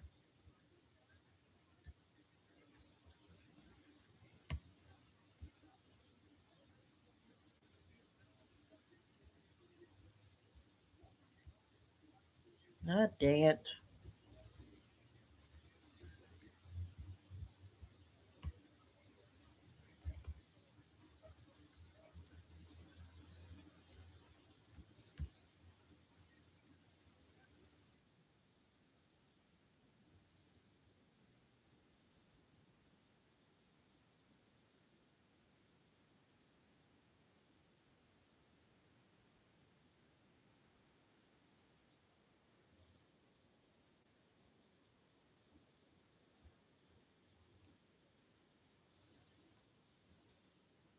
By our own side. Now, I don't know why I'm surprised at this point, but at the end of the day, I will not allow it to go unnoticed. So there was a vote taken in the middle of the night by the House.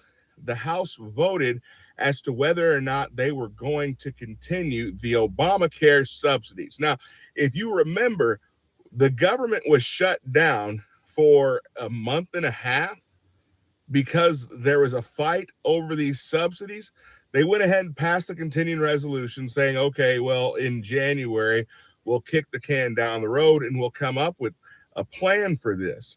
And then the Republicans decided to vote along with the Democrats. Well, 9 of them did, to vote along with the Democrats in order to push the Obamacare subsidies and let them continue for the next 3 years. So, go ahead and kick the can down the road 3 more years. What happens in 3 more years? Oh, yeah, we get another election.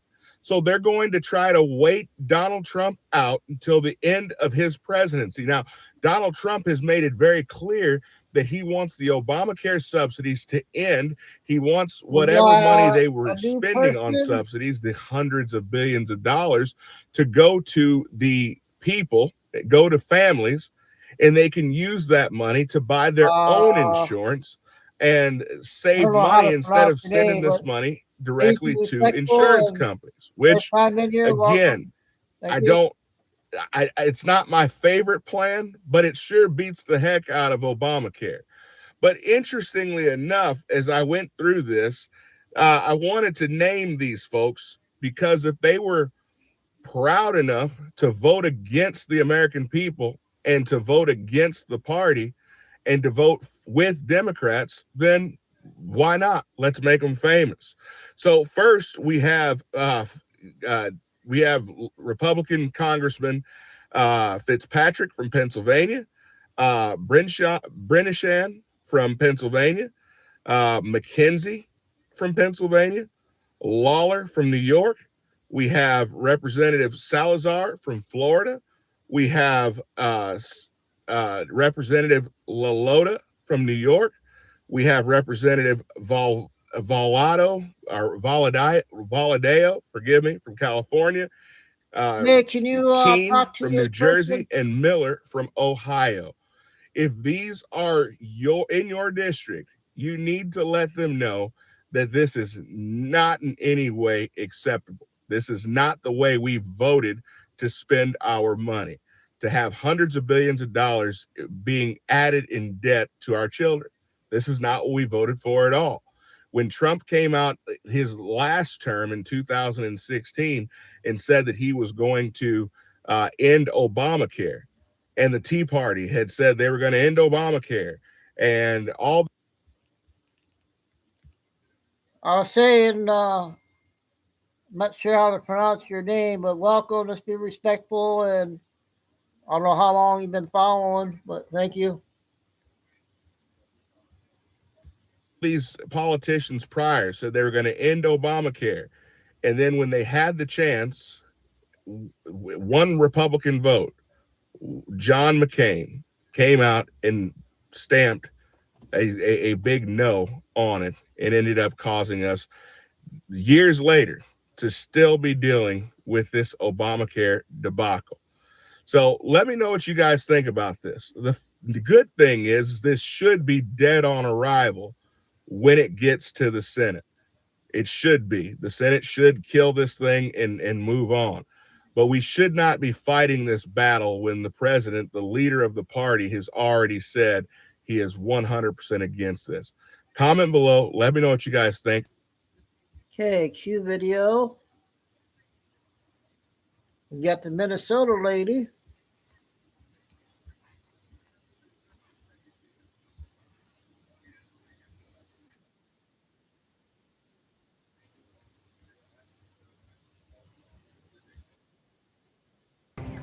I got one for you. Okay, so back in the early 90s, George H.W. Bush decided to start settling some of the Somalians into Minnesota, of all places. Had something to do with agriculture. Since then, their population. Okay, I'm not being respectful. I disagree with what this man says. Affordable Care Act, full rating. That's your opinion. Let's be respectful, please. Has increased to like 100,000 people, all in the same state, in the same city. Oh, let's not forget, they get first dibs on Section 8 housing. They also get government assistance. They also have these huge speakers that blare out across the city. What is it, 3 to 5 times a day? I can't remember how many times, for calls to prayer because they're all Muslim. That right there is interesting in itself, but it gets crazy. So they decided to do this big DEI hire in Minneapolis, St. Paul, and they hired a Somalian to be a police officer. So he's working, and there's a girl. She was an Australian American who saw somebody getting assaulted in the alley behind her house, and her name was Justine Damon. So she calls the police for help. Well, when the police car pulls in, she's in her pajamas. She goes out to the police car. Y'all, hey, Lori, this happy is where Friday. it got crazy. She got to the car.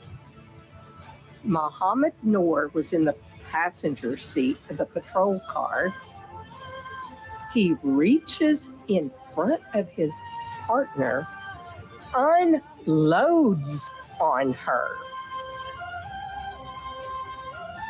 ended her life. She was the one that called him.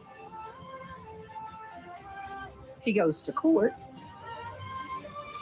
He gets charged with third-degree murder, 12-year sentence.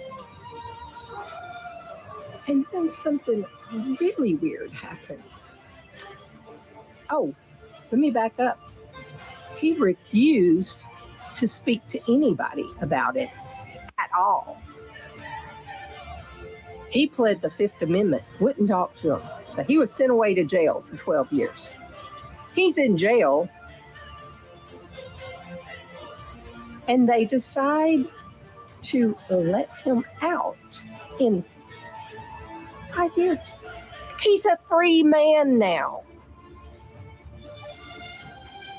And there is no real reason why he unloaded on her.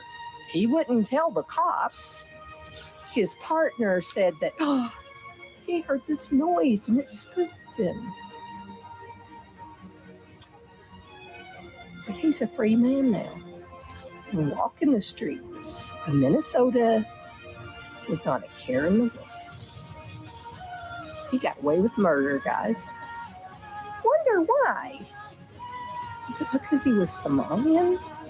And there's a reason they want to have a high population of Somalians in Minnesota?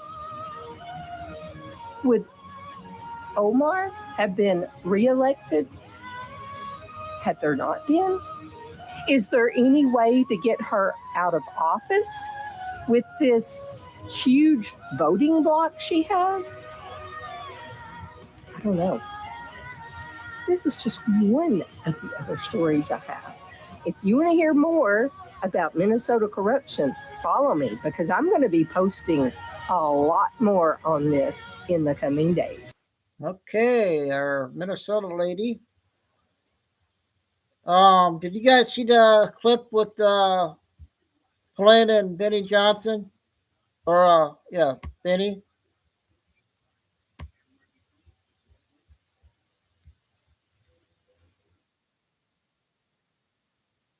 Two things, and there's still a lot of This internal is 3 minutes. undermining within the CIA. That has to end. The exposure, though, that I think we're about to see is additional exposure of the current evidence that we are seeing with the undermining in the 2016, 2017 timeframe. And I think the big one that's going to come out, and I think it's going to be even worse, is 2020. So 2020 was the coup, as I've said very bluntly. The plan initially was Obama, Hillary, but that got stopped by Trump, right, and the American people. And so then they had to figure out how to do it again. And the real coup was 2020. And I think that, I wouldn't expect something in the next 24 hours, because I think that there's some machinations going on inside of the government right now. But I think a lot of what we're going to learn in leading up to 2020 is the coup. And remember, President Trump was the president at that time, right? The 51 it's intel and defense advisors that signed the Hunter Biden letter. I mean, that's public now. There's a lot of other things that are not public that led up to 2020 that led to the coup and the rigged election, where where Uncle Joe became the president of the United States. And God, look at what we're learning about the auto pen, right? So more to come. That's where I think, if you want to put a finger on what's next, it's that. Wow. So that would be, President Trump wasn't necessarily in power. He was the president-elect. But you're talking about the 2020 election where it's sedition against the actual elected president in office. Exactly. That's bombshell, General. It really is. To me, that's it. I'll go everything another that hour, happened you to me guys. and to Go to Trump and to the 7:30. country. We're now seeing that. Now it's how they then decided once they couldn't get him to get out 25th Amendment or whatever, or just to say screw it, Pence, you can have it. When they couldn't do that, they had to figure out another way to do it. And the 2020 election is going to be, I think, the real revelation that we as the world and then certainly the American people are going to see. And to me, that is going to then allow President Trump to make some decisions about how our elections will be conducted. That's the real story here. Fascinating. So they're going to use this then as a predicate. He's already signed the executive order to secure the elections. They're going to use this as an example of how subterfuge can happen from inside of the system to rig elections against presidents. Absolutely. And that's not just here in the United States of America. That's worldwide.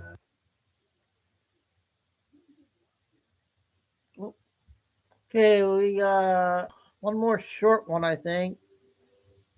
And then we'll get to cash.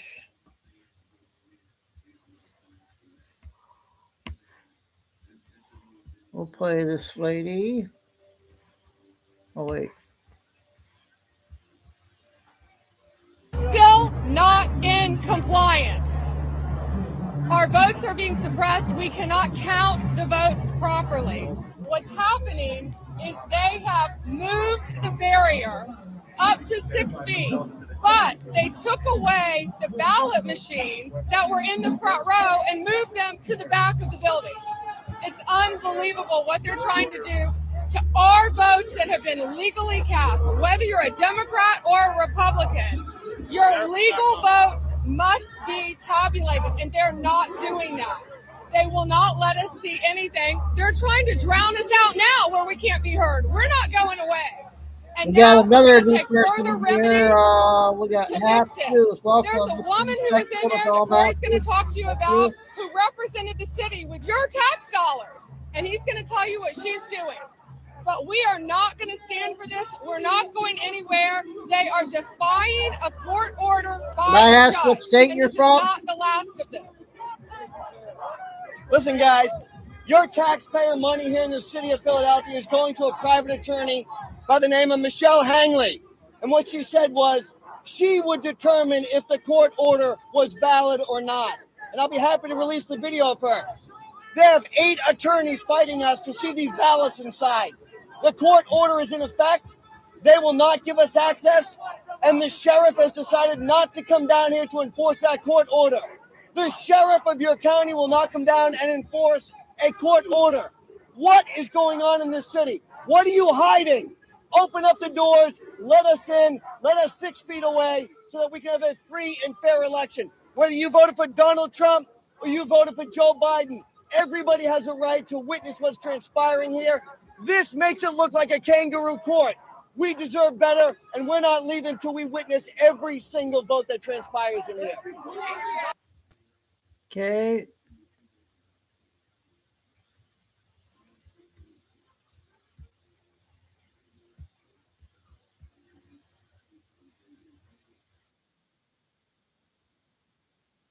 $17 minutes. We don't hear much from the governor except please behave. We saw what happened in 2020. The question is it going to happen again? I mean, look at that guy getting in front of a moving car. If we stupid. didn't learn a terrible lesson about this yesterday, Look at I this. mean, These people are getting you got to arrested. just question the judgment of these individuals. Yes, you and also do. just Unless, of course, it's your full-time job. Do you have a job? Do you have a job? Shame. I'm getting paid right now. What? Shame. What? Oh! They admit that explains why these mobs are out here running full speed away from federal agents they've just altercated with. These are classic Antifa tactics right here. Someone gets arrested by federal agents, it gets filmed, it makes its way on the internet, but what you don't see are the crimes this person committed that allowed them to get taken down in the first place. They're not just out there arresting everybody, they've singled this person out for a reason. They've got him surrounded for a reason. He's going into federal custody for a reason. And the reason he did all of this is because he's being paid, and you're supposed to think some average-looking guy who's outraged by the Trump administration in a red, orange jacket is now getting arrested, and that this could be any of us next. Will not touch immigration. We arrested 2 illegal aliens from Somalia today on the streets of Minneapolis, both with significant and others had very long rap sheets. Where are the police arresting them? Or if the police do arrest them, why aren't they turning them over to ICE and Border Patrol? When you ask them that, they don't seem to have an answer, Laura. Your message to those tonight. Because they want everyone to think that the only people getting arrested are average Americans, when it turns out you've got to be a fugitive in the country illegally, and you've got to have a rap sheet to even be on ICE's radar. What do you think about ICE's presence Yeah, in what your does city? Ilhan Omar think? Yeah, I mean, ICE has been carrying out state-sanctioned violence in our communities. We have seen them terrorize so many of citizens in the 5th District You gotta be kidding me. and across Minnesota. And that has tragically led to this that we all watched those on officers TV. defended themselves. And so it is not helpful for us to have ICE agents unlawfully just carrying out these ridiculous She's so raids. happy the mobs are out there. I joined our mayor and our senator in asking them to get the heck out of our city. She's basically calling for an insurrection. President Trump Unapologetically. went on Truth Social, and he posted about the video, and he posted a different video than the one I think a lot of us have seen. He said, "It's a horrible thing to watch. The woman screaming was obviously a professional agitator, and the woman driving the car was very disorderly, obstructing and That's resisting." exactly what happened. Well, that's an incredibly delusional statement. So one of the architects of all of the fraud in Minnesota says that the president is delusional and says that the president's the bad guy. Meanwhile, the governor is invoking the Civil When War. things looked really bleak, it was Minnesota's first that held that line for the nation. When? On that July 3rd, 1863.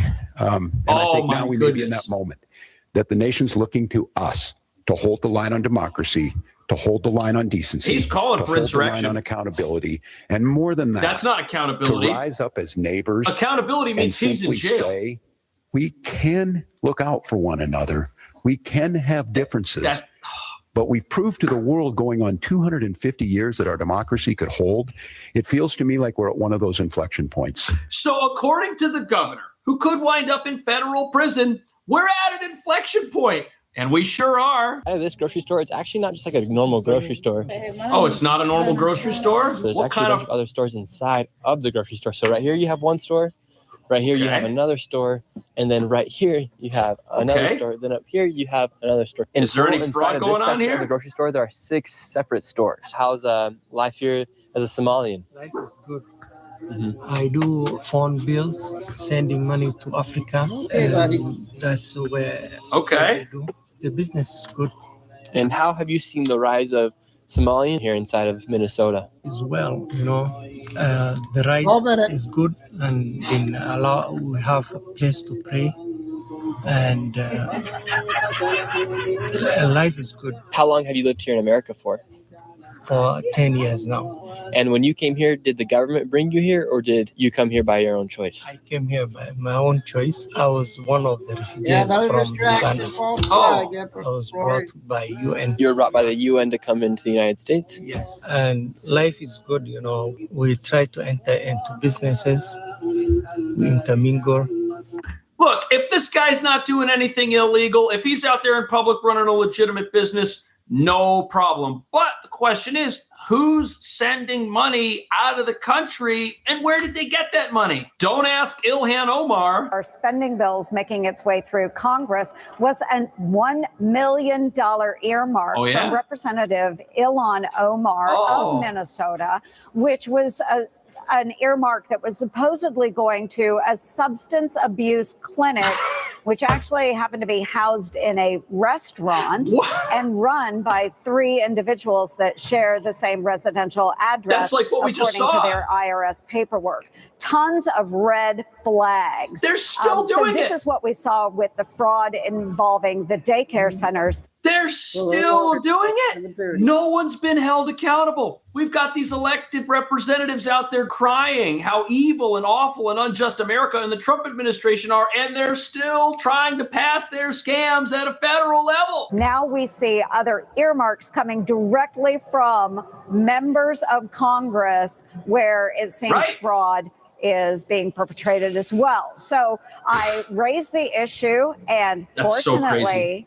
the House has now stripped that earmark out of that spending bill. But again, this is how easy money has been flowing to bad actors in Minnesota. Right. It's disgusting. That's why the government should have less of our money, not more. And use the welfare state to do it. Right. Critics are also asking why Congresswoman Ilhan Omar's husband reportedly purged key officer official details from his $25 million venture capital firm's website. Why would he do that? Now, this move comes amid growing questions about the couple's wealth and possible connection to the welfare fraud. According to her latest financial disclosure in May, the couple's net worth surged 3,500% in just 1 year.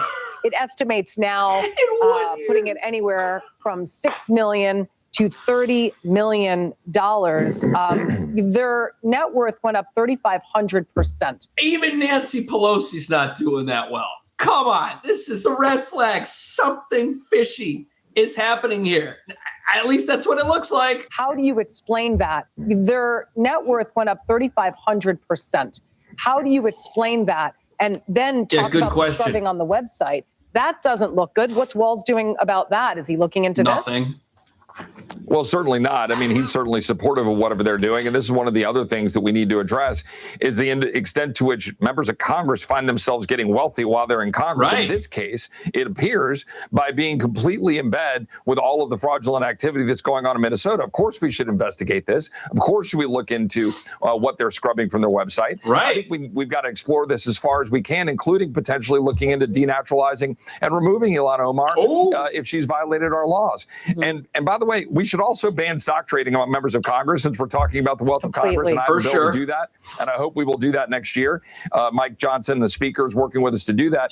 We've got to stop all of this flow of dollars that is corrupting our system. Empower the American people to do what they do best. Right. And this is where the argument about a smaller federal government comes into play, because the government, whether it's Trump running it or Biden or Barack Obama or George Bush, the same government cannot be trusted. And we've got to pause immigration. I introduced a bill to pause immigration because we've got to stop this massive abuse of our system, using H-1Bs, using diversity visas. President Trump is exactly right to have frozen the diversity visas, to have stopped that, to freeze the flow from countries of concern. Remember that in 1920, when we had a high percentage of people that were foreign born, we froze immigration for 40 years. We did great things in those 40 years. We can do it again. That's why I introduced legislation to pause immigration. The president's right to do that, and I'm supporting him in that effort. Okay. Meantime, the Trump administration is working to highlight its achievements this year ahead of next year's midterm elections. And commentator Scott Jennings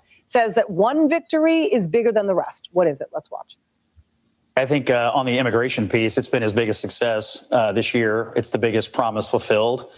And by cracking down on the immigration fraud, we're discovering all kinds of other fraud, aren't we? Some of the people that have been stealing from American people haven't been in the country with permission, and they were chummed up with Governor Walz. And now rioters are just taking over the state. That city entirely. The Trump administration doubling down. And it is an insurrection at this point. While local leaders want him arrested. News Nation's Brooke Schaefer is live in Minneapolis for us once again. Brooke, what's the feeling like on the ground nearly 48 hours later? And what's to come of today? Rioting, that's the feeling. Marky, we are expecting to hear from some local officials later this morning. As you can imagine, tensions are still incredibly high here in Minneapolis. Late last night, Minnesota State Governor Tim Walz said he officially authorized the National Guard to be staged and ready. Overnight, we saw more protests throughout the city Look of at this. Minneapolis. There were people with signs They're just telling taking ICE over. to get out. Protesters here in this city very Who angry organized all over these this people? week's deadly shooting and the immigration crackdown. We're supposed to in the believe these state are of normal Minnesota. people. One of them said We she's saw getting that same paid. frustration all day yesterday outside of a federal building. Hundreds This of is people their job. yelling at border agents to pack up and leave. That's their We did see job, some to clashes, yell. arrests, pepper spray, some tear gas, and protesters tell me they're not Yep. leaving until ICE does. Yep, because they're being Tell me paid. your message to federal officials right now. Our message is to get out of Minneapolis. We will continue to put the pressure on peacefully. I don't see that and happening. With determination and commitment, because this is not the way Listen we to the wanna live, screaming in the and background. this is not the country we live in. Right. But where's the peace? There's no peace going on here. These people are just attacking this jailhouse in order to get arrested and let the news film it to try and turn public opinion against the law enforcement apparatus of this country. Well, it's another really painful and traumatic experience for our state here, and again we have a It is circumstance shutting down in which the the state. governor of our state, other leaders have totally Yep. failed to step Gotta up get the truth to meet the out. moment. Tim They don't wanna Walz, step has up. said that the state is at Yeah, war with the Lord. federal government. That Yep, he's calling he the has. National Guard to. He has said that. He has said his state is at war with the federal government. He's telling his constituents to get out there and use their voices and be heard, but be peaceful, but we're at war. But be peaceful, but we're at war. This doublespeak, the mobs are hearing what they want to hear, and they're doing what they want to do because they know their governor is behind them. Oppose the federal government. This is really just bizarre behavior on the part of our president. Really troubling in terms of his state of mind, in terms of how he thinks about it. We need leaders right now to step up, turn the temperature down, Right. to bring people together. They're And I'm not sorry doing to say that. that Tim Walz continues to do just the opposite. That's it. It's He's not turning just up the Tim heat. Walz. It's so many of your elected leaders. Over the past 48 hours, we have heard complete misunderstandings of law. And as an AG candidate, I'm sure, you saw that as well. We've also seen a lot of rage and, quite frankly, lies when it comes to facts. And the reason that they do that, these politicians, they get out there and they thump their chests and they hit their podium and they say, what ICE is doing is illegal. It's not illegal, but they're lying. They're an elected representative and they're using their position of power to project lies that go right into the ears and manipulate the hearts and minds of their sanctuary residents. What do the majority of Minnesotans think when they see their elected leaders, led by Tim Walz, demonstrating what they've shown over the last 48 hours? I mean, clown show. Well, I think you'd have to say that the vast majority of Minnesotans are just deeply troubled about the trajectory of our state, particularly over the past 5-6 years of Tim Walz's leadership. He's been totally ill-equipped. He's been totally negligent. Look at him in so much throwing of his leadership, snowballs whether at their it own comes to police. circumstances like this, when it comes to fraud and so forth. And so the average Minnesotan is looking out there and saying, what happened to the state, this true leader of the country that we had just a few years ago? Vice President J.D. Vance made a big I'd announcement. be pretty depressed if I lived in Minnesota right now to know that everything I work for is just going to fraudsters and people are getting rich while my family's struggling. This is horrible. Minneapolis public schools closed today and will be closed And the again schools are tomorrow. closed. They say it's out of an abundance of caution over safety concerns with ICE operations. in the This is city. crazy. Richard Reeves live in Minneapolis with more Why on is that. ICE Rich? near the schools if illegal Kevin, we're immigrants outside aren't Roosevelt High School, where just yesterday there was a confrontation between ICE agents and other people Interesting. outside. This closure will have a huge impact. Some 1,000 schools, 30,000 students. 30,000 This is students. in the name of safety. 30,000 students can't go to class. Minneapolis public schools remain closed through the weekend. What language with is that on the abundance front door of the caution. school? Let him go. This after ICE says an enforcement operation ended outside Roosevelt High School. Was this the right thing to do to close the schools for the next couple of days? I believe so. Yeah, I mean, who knows what could have happened? Right. But now, if the schools are shut down and 30,000 kids can't go to school, guess what they're all going to need? They're all going to need to find a daycare. And luckily for them, there are a whole bunch of empty ones that are already getting government money. So perhaps these places will just open right up and accept all the kids that can't show up to class anymore so that the economy here can still work. What a great system. An ICE statement, this enforcement operation was the end of a 5-mile pursuit of a U.S. citizen Wow. who ICE says had rammed his car into a government That's vehicle terrible. and drove onto school property. ICE says a man identifying himself as a teacher assaulted a Border Patrol agent. Wow, that's the Agency says teacher. people began throwing objects at the officers and their vehicles. And then the mob's attacked. We did reach out to the Minneapolis Public Schools to get their version of what happened.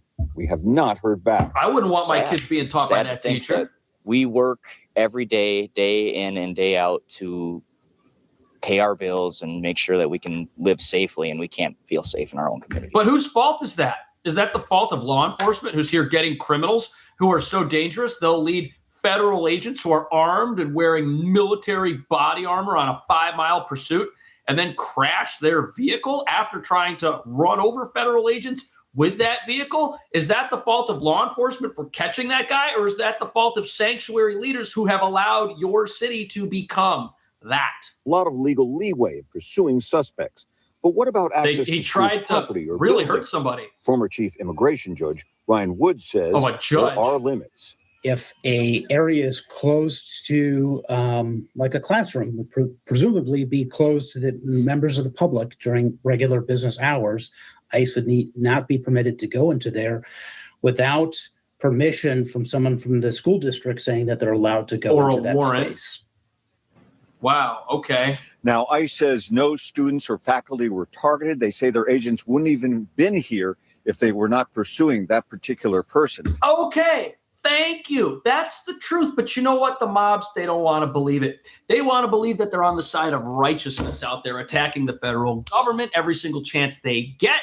That's what makes them sleep at night, knowing that they're going to get a paycheck tomorrow when they show up at the local ICE detention center and try to break in again. That's what we're seeing here. I can't believe that these mobs are allowed to do this. I can't believe that there aren't any consequences. Actually, I can believe it, because you know what? It's happening. It's happening right in front of us. And until people go to jail, until somebody like Governor Walz actually has to pay up for what they've allowed to happen in their state, other elected representatives are going to say, hey, the grift is still on. I need to get some of this government money passed in my state real quick to back up my constituents. That's what people are doing. But what do you think? I'll see you in the next video. Okay, we got one cast, and I got a couple short ones here.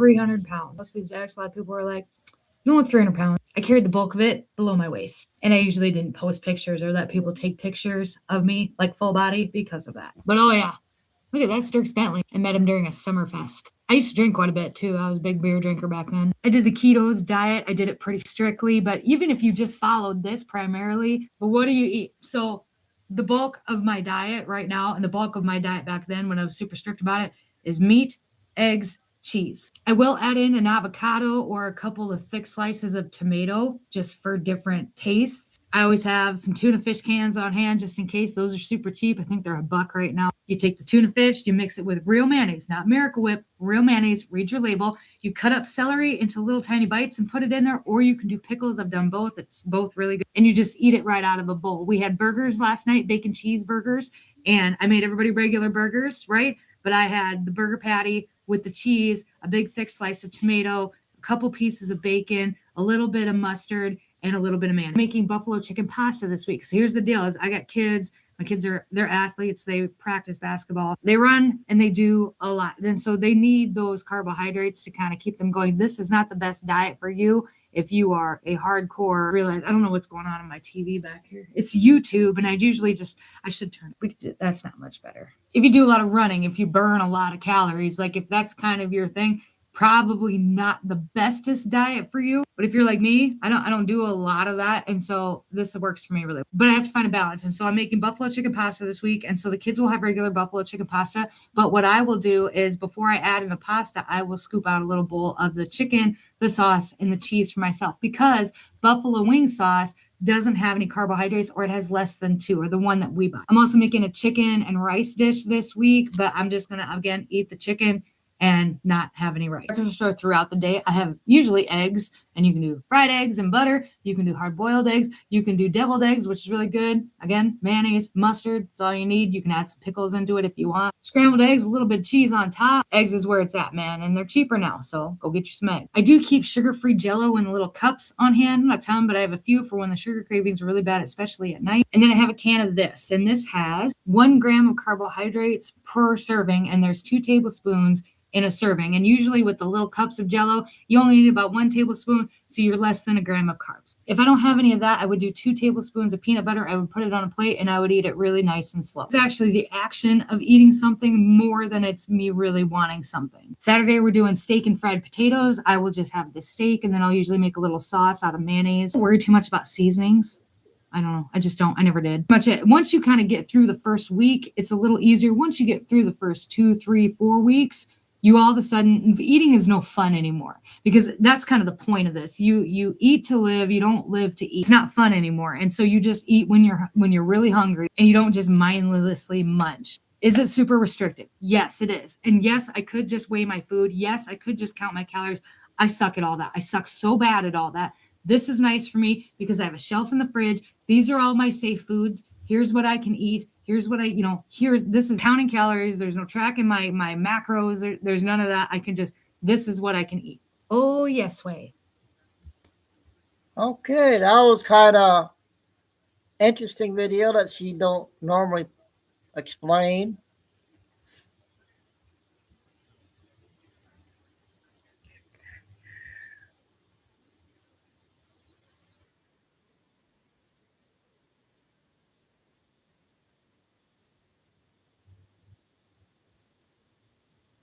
Five minutes. Here he was on Fox News. We are going to start now hitting land with regard to the cartels. The cartels are running Mexico. It's very, very sad to watch and see what's happened to that country, but the cartels are running, and they're killing 250, 300,000 people in our country every single year. Now, the Mexican president, who herself is quite a lefty, Sheinbaum, she said that she categorically rejects the idea of U.S. intervention and thinks this is a terrible idea. But Jamie, the reality is Mexico does not have control over their border, over much of their own country. It is being run by cartels. 70,000 people a year are dying from fentanyl coming over the border. So why shouldn't Trump strike the cartels? I mean, I think he definitely should strike the cartels, but the difference between Venezuela and Mexico is Mexico, they democratically elected their president, unlike what we saw in Venezuela. So you could probably give a little bit more lenience to Trump going in and removing a dictator. What I think would be interesting is what he exactly means by hitting land. Is he planning to shift his military operation, expand on his intelligent operations? Is he trying to intensify his pressure on Mexico as a whole? That's what's going to be, I'm interested to see what his words mean by saying hitting land. Well, we did see in Nigeria, after all of the Nigerian Christian persecution stuff reached its height, the Trump administration did strike some of the Islamists in the north that were terrorizing Christians. And so there is precedent for this. This is, of course, how they started in Venezuela, targeting the drug boats. So what do you think, Kel? Do you support it? This is my guess. My guess is they would do targeted airstrikes. They're not going to send in ground troops or anything like that, but really precisely targeted airstrikes. My assumption is they've got very good intelligence, so they know exactly where these cartel headquarters are, and they can strike them with missiles that even the cartels haven't ever noticed before, and do a lot of damage. I wonder if behind the scenes he's talking to the Mexican president and she's saying, we can't control these buggers, can you do something about them? But you understand I'll have to protest publicly because my people will expect me to do that. I don't think he's going to do this unless he knows where he's going and he knows what the reaction is going to be. So I suspect Marco Rubio is a very good Secretary of State. He engineers very good deals. I would guess he may be talking to Claudia Sheinbaum and saying, look, you can't control these people. We'll control them for you. This is what we do. Be very precise, very narrow, just hit the headquarters of the various drug cartels. And her response might be, after diplomatic negotiations, go ahead, I'll make some noises publicly, but it's a good idea. Mm-hmm.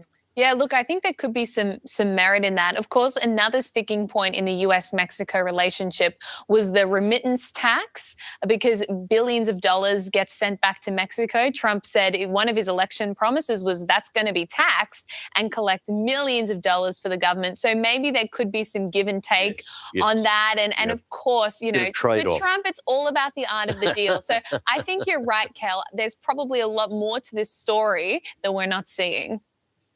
Yeah, let's wait and see. It'll develop. I mean, Trump is good at doing the precise strikes. The strike in Iran, not a democracy, I grant you, but the strike by the bunker buster bombs that wiped out Iran's nuclear capacity was precise. It was narrow. The American military are very smart. They've got very good intelligence. They're very good at doing this sort of thing. So I think he's got options. Yeah, Australia. I'm going to need a new... KJ?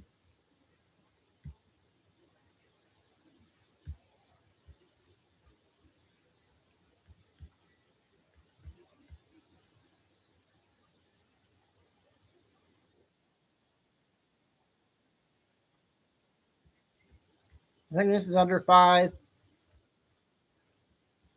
mean, now, Liz, so this woman, I guess, was involved in some sort of anti-ICE mom group at her son's social justice school. Yeah, that's right, Jesse. In so many ways, it seems like Groundhog Day from what we're hearing from some of these so-called leaders, again, in Minnesota. But Minneapolis schools canceled through the rest of this week now due to what they call safety concerns. But we saw this all day, these rising tensions, federal law enforcement against protesters at the Whipple building. It's the federal ICE office here. Several people we saw, they're arrested. You see them there spitting on officers, charging at them. But for months now, we've been covering this network.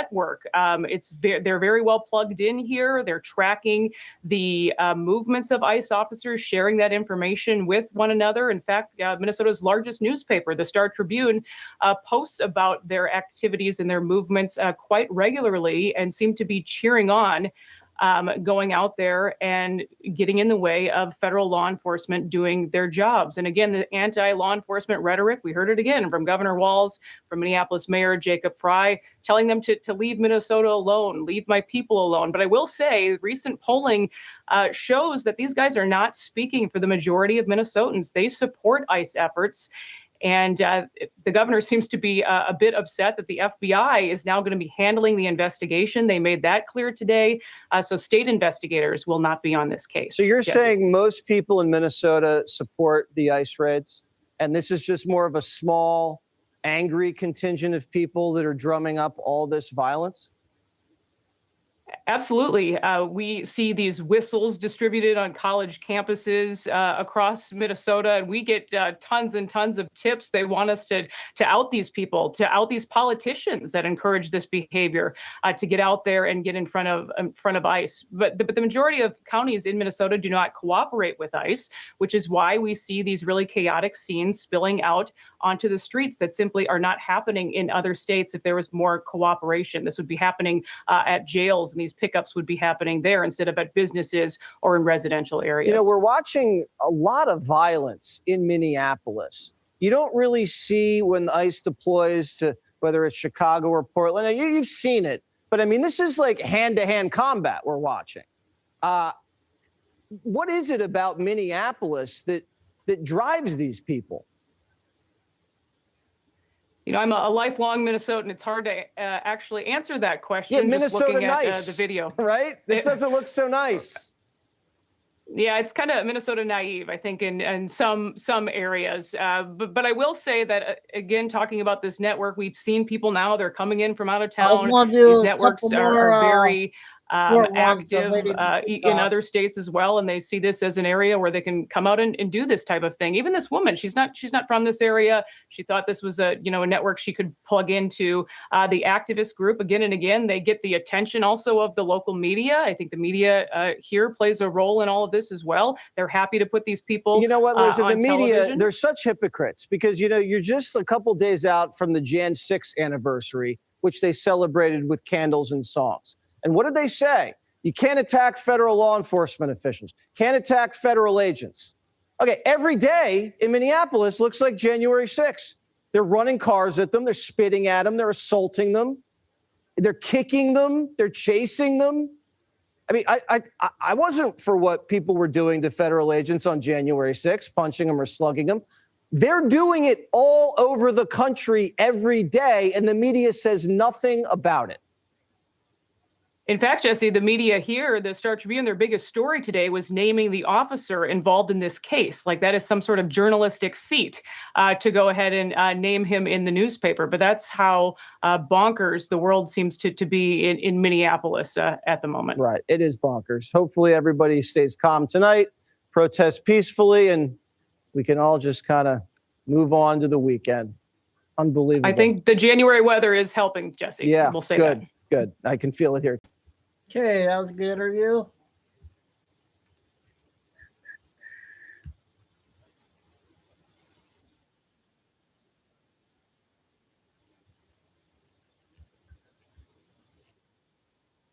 Boasberg. He's the one that is ordering President Trump to halt the deportation of all violent criminals. Wait until you hear what Representative Jim Jordan just uncovered about this activist judge. It could change everything. Plus, Attorney General Pam Bondi and Congresswoman Jasmine Crockett, they continue to spar over the mounting threats that Elon Musk and Tesla are facing. But first, Kash Patel coming up with a big win for the country. Watch this.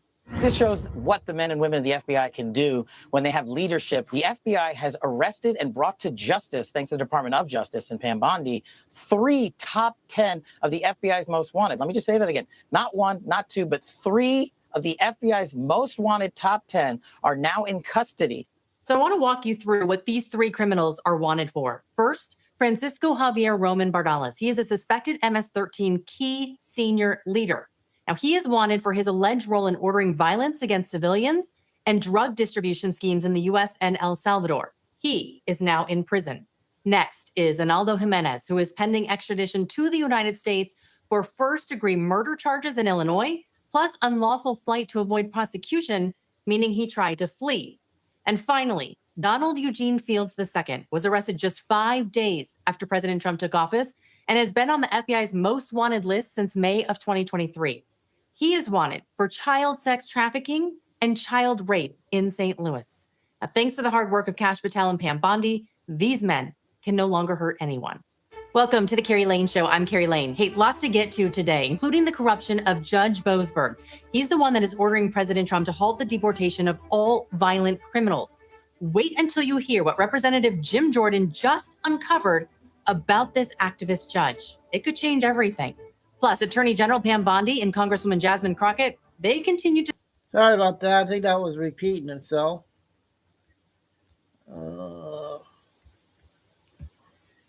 See what we got for the last one here.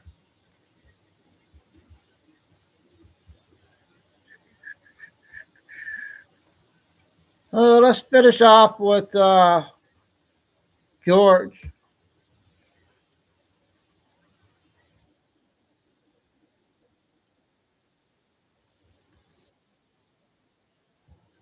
Did we play this one yet? The Democrat primary and the race to become governor of Minnesota, to retain his seat. 23. Because the man last one till is tomorrow one night. of the most corrupt human beings in the country. Tim Walz did not just oversee billions of dollars getting stolen by Somali fraudsters who then sent the money to Somalia to build real estate. He was also involved. His own government was involved. And Tim Walz has been referred to the Department of Justice by Congress for prosecution. This is not a joke. This is why he's resigning from the race. This is why he's stepping down. Because over the next few months, over the next year and a half, We are going to be hearing about this every single day. It's not going away like Tim Walz wants. He can't pretend like he was not involved. You don't steal billions of dollars from the United States with no involvement. You don't oversee that. Oh, it just happened under my administration. Why did Kamala Harris pick Tim Walz as vice president? And where did the millions, the tens of millions of dollars he raised for her campaign come from? Because Kamala could have picked anybody in the country, but she picked Tim Walz.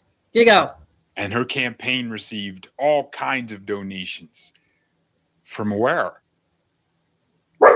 One would assume that if billions of dollars in fraud was happening under Walz, he would have known about it and would have shifted those funds to benefit himself politically. And now we have major confirmation of just that. They fabricated the records. They lied on documents. This is big. This is going to be a huge RICO case. Tim Walz was recently questioned by reporters, asking him why why he's now dropping out of the race.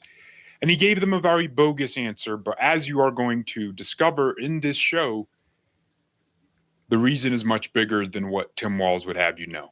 Governor, what decision to end your campaign by yourself, or did you receive pressure from Democratic allies?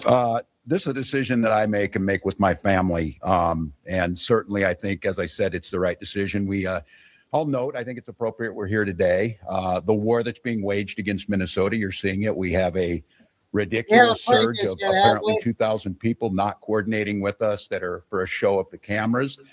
It's more like you're not coordinating with them. So Walz is trying a new strategy right now. He is attempting to use the incident yesterday between ICE and that lady who should not have been there, blocking federal law enforcement, impeding them, attempting to run one over. He's trying to use that situation to distract. I think this is precisely why he's doing this. He authorized the Minnesota National Guard to assist local law enforcement, as though local law enforcement is doing anything at all. They're not protecting property. They're not protecting citizens. They're allowing the radical left, the lunatics, to do their worst in the city of Minneapolis. And here is that bombshell, ladies and gentlemen. The Minnesota auditor, so not like a third-party organization, not any organization outside of the government has dropped their report, and it confirms Tim Walz's Department of Human Services fabricated records and did not verify grant receipts, tried covering their tracks. Here is this special report from local news in Minnesota. This audit shows the Behavioral Health Administration sent millions of dollars out the door in grants without making proper checks into who was receiving them. And that is not even the most jaw-dropping finding. Lou Raguse has tonight's top story. Lou? Julie, according to the nonpartisan legislative auditor, this is another case of mismanagement of taxpayer money. But perhaps the most explosive revelation is that managers within DHS, the Department of Human Services, tried to cover their tracks by backdating and creating new documents. But I do want to talk about what a serious issue this is and how it is, frankly, unacceptable. Another sobering report by the Office of the Legislative Auditor, this one concerning the Behavioral Health Administration within the Department of Human Services, which issues grants to providers treating mental health and drug and alcohol addiction, hundreds of millions of dollars each year. The audit found them issuing grants to applicants without a bidding process. So what we saw is that there was multiple entities that could have been eligible, and they chose not to provide a justification for why they were picking those. This report is quite stunning. One outrageous example, the auditors found a grantee that was paid $672,000 for 1 month of work without any info on what they do. And the audit says the grant manager who paid it then left DHS a couple days later and became a paid consultant for that company. To me, that's criminal. Auditor Judy Randall says she was most shocked that during the audit, multiple DHS managers backdated or created new documents to try to cover their tracks. Frankly, in the 27 plus years I've been with OLA, I have never seen this before. I will say we have had suspicions periodically, but we have never been able to prove it, to document it. And we did in this case. And it's very troubling. Temporary DHS Commissioner Shireen Gandhi's response. I was shocked to hear this information in the You were shocked that your own managers faked records. Lady, you're their boss. Tim Walz, you're their boss. They would not do that sort of thing unless the people higher up were telling them to do it. Who would risk their job to facilitate fraud, to lie to the federal government, to fabricate records, unless they had job security? You're not going to get fired. Just go ahead and lie. Lie about those numbers right there. The conference, and it is absolutely unacceptable that any staff would provide anything other than accurate representation of the work done to an auditor. Now, there were a lot of questions from lawmakers about whether this audit should result in criminal investigations. So we'll see what comes from that. And those criminal referrals are here, ladies and gentlemen. Congresswoman Anna Paulina Luna did not just speak at the House Oversight Committee hearing.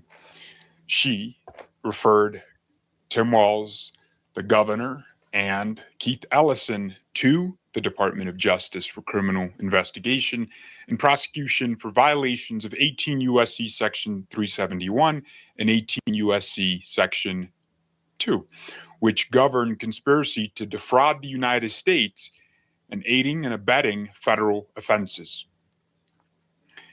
I think I want to read all of this. I want to read this entire letter to Pam Bondi, which is the referral.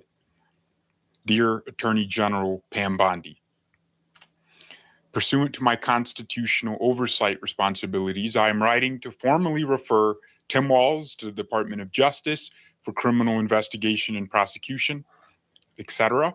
Information brought to congressional attention raises serious concerns regarding the administration of federally funded programs under Governor Walz's, I should stop calling him Governor Fraudster Walz's authority, and whether actions taken by state officials obstructed lawful federal functions, including federal oversight, auditing, and enforcement mechanisms tied to the use of federal funds. As governor of Minnesota, Walz serves as the state's chief executive and bears ultimate responsibility for the conduct of executive agencies operating under his administration. In public remarks addressing misconduct occurring within his state, Walz stated, "This is on my watch. I am accountable for this." Thank you, Tim. You just gave us confirmation that you are involved. You are accountable. Yes. It happened on your watch. Yes. This acknowledgement of executive responsibility is significant where federal programs and taxpayer funds are implicated.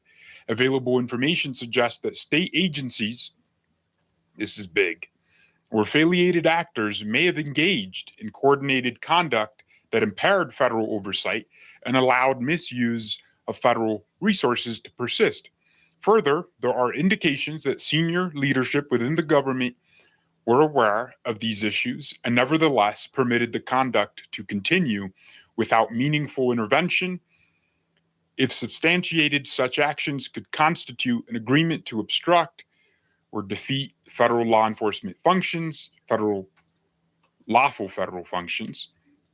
I'm trying to move myself so we can read that last part, as well as knowing facilitation or willful disregard of federal offenses committed by subordinates, where a chief executive knowingly enables, directs, or permits conduct that interferes with federal oversight or deliberately ignores federal clear warning signs of misconduct involving federal funds, criminal liability may attach under federal law. And these are the two pieces of law she is referring him under. The seriousness of these concerns warrants careful and impartial review. Federal funds must be protected, federal oversight must not be obstructed, and no public official is exempt from accountability under the law. I respectfully request that the Department of Justice review this matter. Please confirm receipt, blah, blah, blah. That's big, guys. That's big. This is what we've been wanting. You know, the next step. Where are we going after discovering all that fraud, discovering that they cooked the books? They literally cooked the books. They lied to the federal law enforcement agencies that were relevant whenever they sought oversight as to where that money was going, as to the state's knowledge of where the money went. They lied. The auditors found a grantee that was paid almost $700,000 for 1 month of work without any information on what they do. So they were just spreading money around. And as I've talked about many times on this channel, Act Blue has been caught funneling billions of dollars, laundering illegally using the names of unsuspecting elderly people, billions of dollars to Democrat campaigns. It should not be shocking to you if the same thing was going on using money stolen from taxpayers in Minnesota through Somali businesses and entities. And it's not just Minnesota. How did California spend $20 billion on homelessness and homelessness went up? You can't make it up. They spent $20 billion on addressing homelessness and the numbers went up. Where did the money go? It didn't just disappear. It didn't just go on one screen and then not show up on the other. The money is somewhere. Someone has that money. And I think it's all the leftist billionaires who are the biggest bankrollers for the Democrat Party, who fund all their operations. I think that's where the money went. And that money makes its way to Democrat candidates. It makes its way to Democrat organizations who then hire Democrats. It's an economy. It's an enterprise. So what we have is Scott Bessent, who is currently in Minnesota, might I add. He says under Governor Tim Walz, billions of dollars intended for families in need, housing for disabled seniors, and services for children were diverted to benefit fraudsters. He's here this week to signal the Treasury's unwavering commitment to recovering those stolen funds, prosecuting fraudulent criminals, preventing scandals like this from ever happening again. Here is Bessent. Under Governor Tim Walz, fit fraudsters, prosecuting fraudulent criminals, preventing scandals like this from ever happening again. Yep. And you know what else he said? 1% to 2% of the nation's GDP, we're talking about anywhere between $400 billion to $600 billion, is fraudulent. Like federal spending. That amount of money every year could be going to fraudulent means. Up to $600 billion. And they're trying to stop that. And the Treasury has a unique role in this because they distribute much of the money. They have a financial crime enforcement network. So they can see into these fraudsters' bank accounts where the money's going. They are planning to ban money from being transmitted by organizations or individuals that are receiving federal funds from going to foreign countries. That stops almost 90% of it because the money makes its way out of here to foreign countries and then it gets in through laundering, money laundering. Hey, we're under 10 minutes. So it's a guys. huge criminal network. It's an enterprise. It's a RICO. It's a racketeering organization of individuals from all backgrounds across the country that all lean left. And they are stealing billions of dollars from us. Dr. Oz, who is the administrator for Medicaid, I think, or Medicare, he just announced that all Medicaid billing in Minnesota will be audited. We have just sent a letter to Governor Walz alerting him to something he probably fears and should have taken action in a timely manner to avoid. We are auditing all of the Medicaid bills, in particular for the 14 programs that he and his own administration have admitted were problems, and we're going to claw that money back from the Medicaid monies that they'll be getting. Now, this is a major problem for the state because they've got to own the fact that they have been bilking the federal taxpayer for their sloppy behavior for years. What we have learned so far in Minnesota is just the tip of the iceberg, perhaps the largest Medicaid scam ever, taking place throughout the state in many different fashions. But just alone with the things that we're concerned about, we're talking about $500 million or more of money that could be in places that we're not even sure how it was billed, where it went, people are having trouble tracking it. We challenged the Walz administration to give us a corrective action plan by the end of the year. They sent us something after hours on New Year's Eve. It was completely insufficient. This is an appropriate response from the federal government. President Trump's been very clear on this. He doesn't want 6 million people or less living in Minnesota to have all the fraud that happened in that state paid for by all the other taxpayers in the country. So one thing I just want to talk about and address. Yes, it seems like it's taking forever. I agree. It should have been done months ago. It should not have taken Nick Shirley to bring attention to this.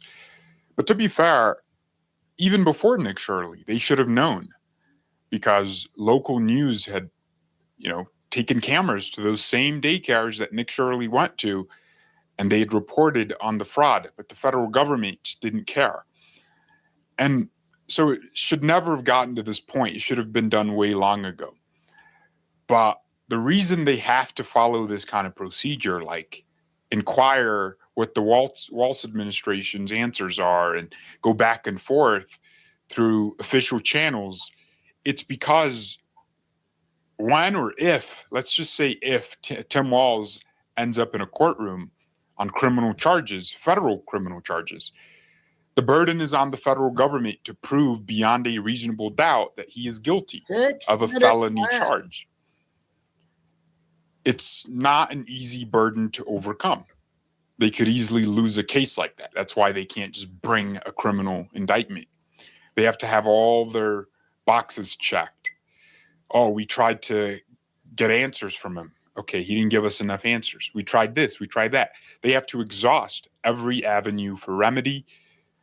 And that's why they send letters. That's why they request information. And then they say, okay, now we're going to audit everything since you gave us an insufficient answer. This is how the system works. It's a good thing, actually. It's a good thing. And Nick Shirley also exposed that you have 1,200 medical transport companies in Minnesota. For a year, photos with timestamps were taken of the vans that are supposed to be used by these companies. None moved in a year. Can you imagine? Your grandma's sick at the hospital. She needs medical transport. The government pays for those, subsidizes those companies with lucrative contracts. And you call one of the local companies and none of them none of them work. They do nothing.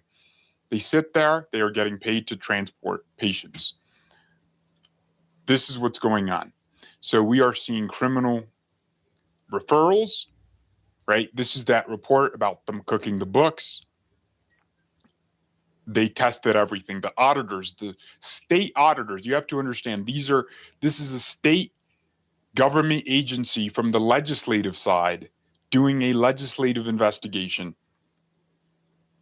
They are the legislator's auditor, and they are confirming that Tim Walz's DHS was backdating records and creating new documents during the audit to cover up. So we need jail time. Look, Pam Bondi, I'm just saying this. You fumbled a lot. Like, you didn't have the right U.S. attorney in place to prosecute James Comey and Letitia James with cases, by the way, that were slam dunks. Like, James Comey did lie to Congress. Letitia James committed mortgage fraud, which is ironic because that's the nature of the crime she said Donald Trump was guilty of with Mar-a-Lago, and tried to steal billions of dollars, hundreds of millions from him. And that case is still going on. The appeals are still happening. She failed. Bondi did not get the right attorney in place. Lindsay Halligan, by the letter of the law, was not duly appointed. Her appointment had expired months prior. It was Bondi's persistence that would have gotten Congress, the Senate, to approve an actual U.S. attorney for the Eastern District of Virginia, but Pam failed. And so the cases got dismissed. And the statute of limitations has already kicked in. James Comey lied more than 5 years ago. At the time of his prosecution, it was less than 5 years ago. So we were still in on enough time. So Bondi screwed that up. Please don't screw up Tim Walz. This guy was involved. Like, it's so obvious it wasn't just innocent fraud. At the very least, get all the employees, the managers around him that were cooking the books during a legislative audit. Come on. We need something. We need tangible prosecution. That's the only way we're happy from this. It's not to satisfy our own lust for justice or accountability, but it is to satisfy the system and continuity of integrity in this country. Because if you're just allowing a fraudster like Tim Walz to go free, what message are you putting out there for future fraudsters, for other governors in other blue states that might want to cheat? What are you putting out there for them? So, Pam, do the right thing. Give us some prosecutions and do it fast. Ladies and gentlemen, for whatever reason, I can't see your live chat comments on YouTube. YouTube is, I don't know, acting crazy. Hit the like button if you haven't. God, I pray we get justice out of this and give the people in charge of justice some courage, some conviction so they can do the right thing. Amen. Yeah, I'm going to see you guys in the next video or live stream. This is getting ridiculous. We need real results from the Attorney General. And that referral puts the ball in her court. Congress can't do much but refer Tim Walz, refer Keith Ellison, the Attorney General, to the Department of Justice. And that part's been done. So if nothing happens, we blame Pam Bondi. Thank you all very much for watching. God bless and goodbye. So that was a good one. He always has good stuff. I'm glad I played that one to end the show. Okay. Well, till tomorrow night, Saturday. Everybody have a good weekend if I don't see you. And 5, 6 tomorrow night. Okay, Lucy, Tim, JJ, and everybody. Have a good weekend. God bless. Remember, please hit the like. Stay safe, stay strong, keep the faith. And never give up. Signing off. She's going to do another night of intel. See you all tomorrow night.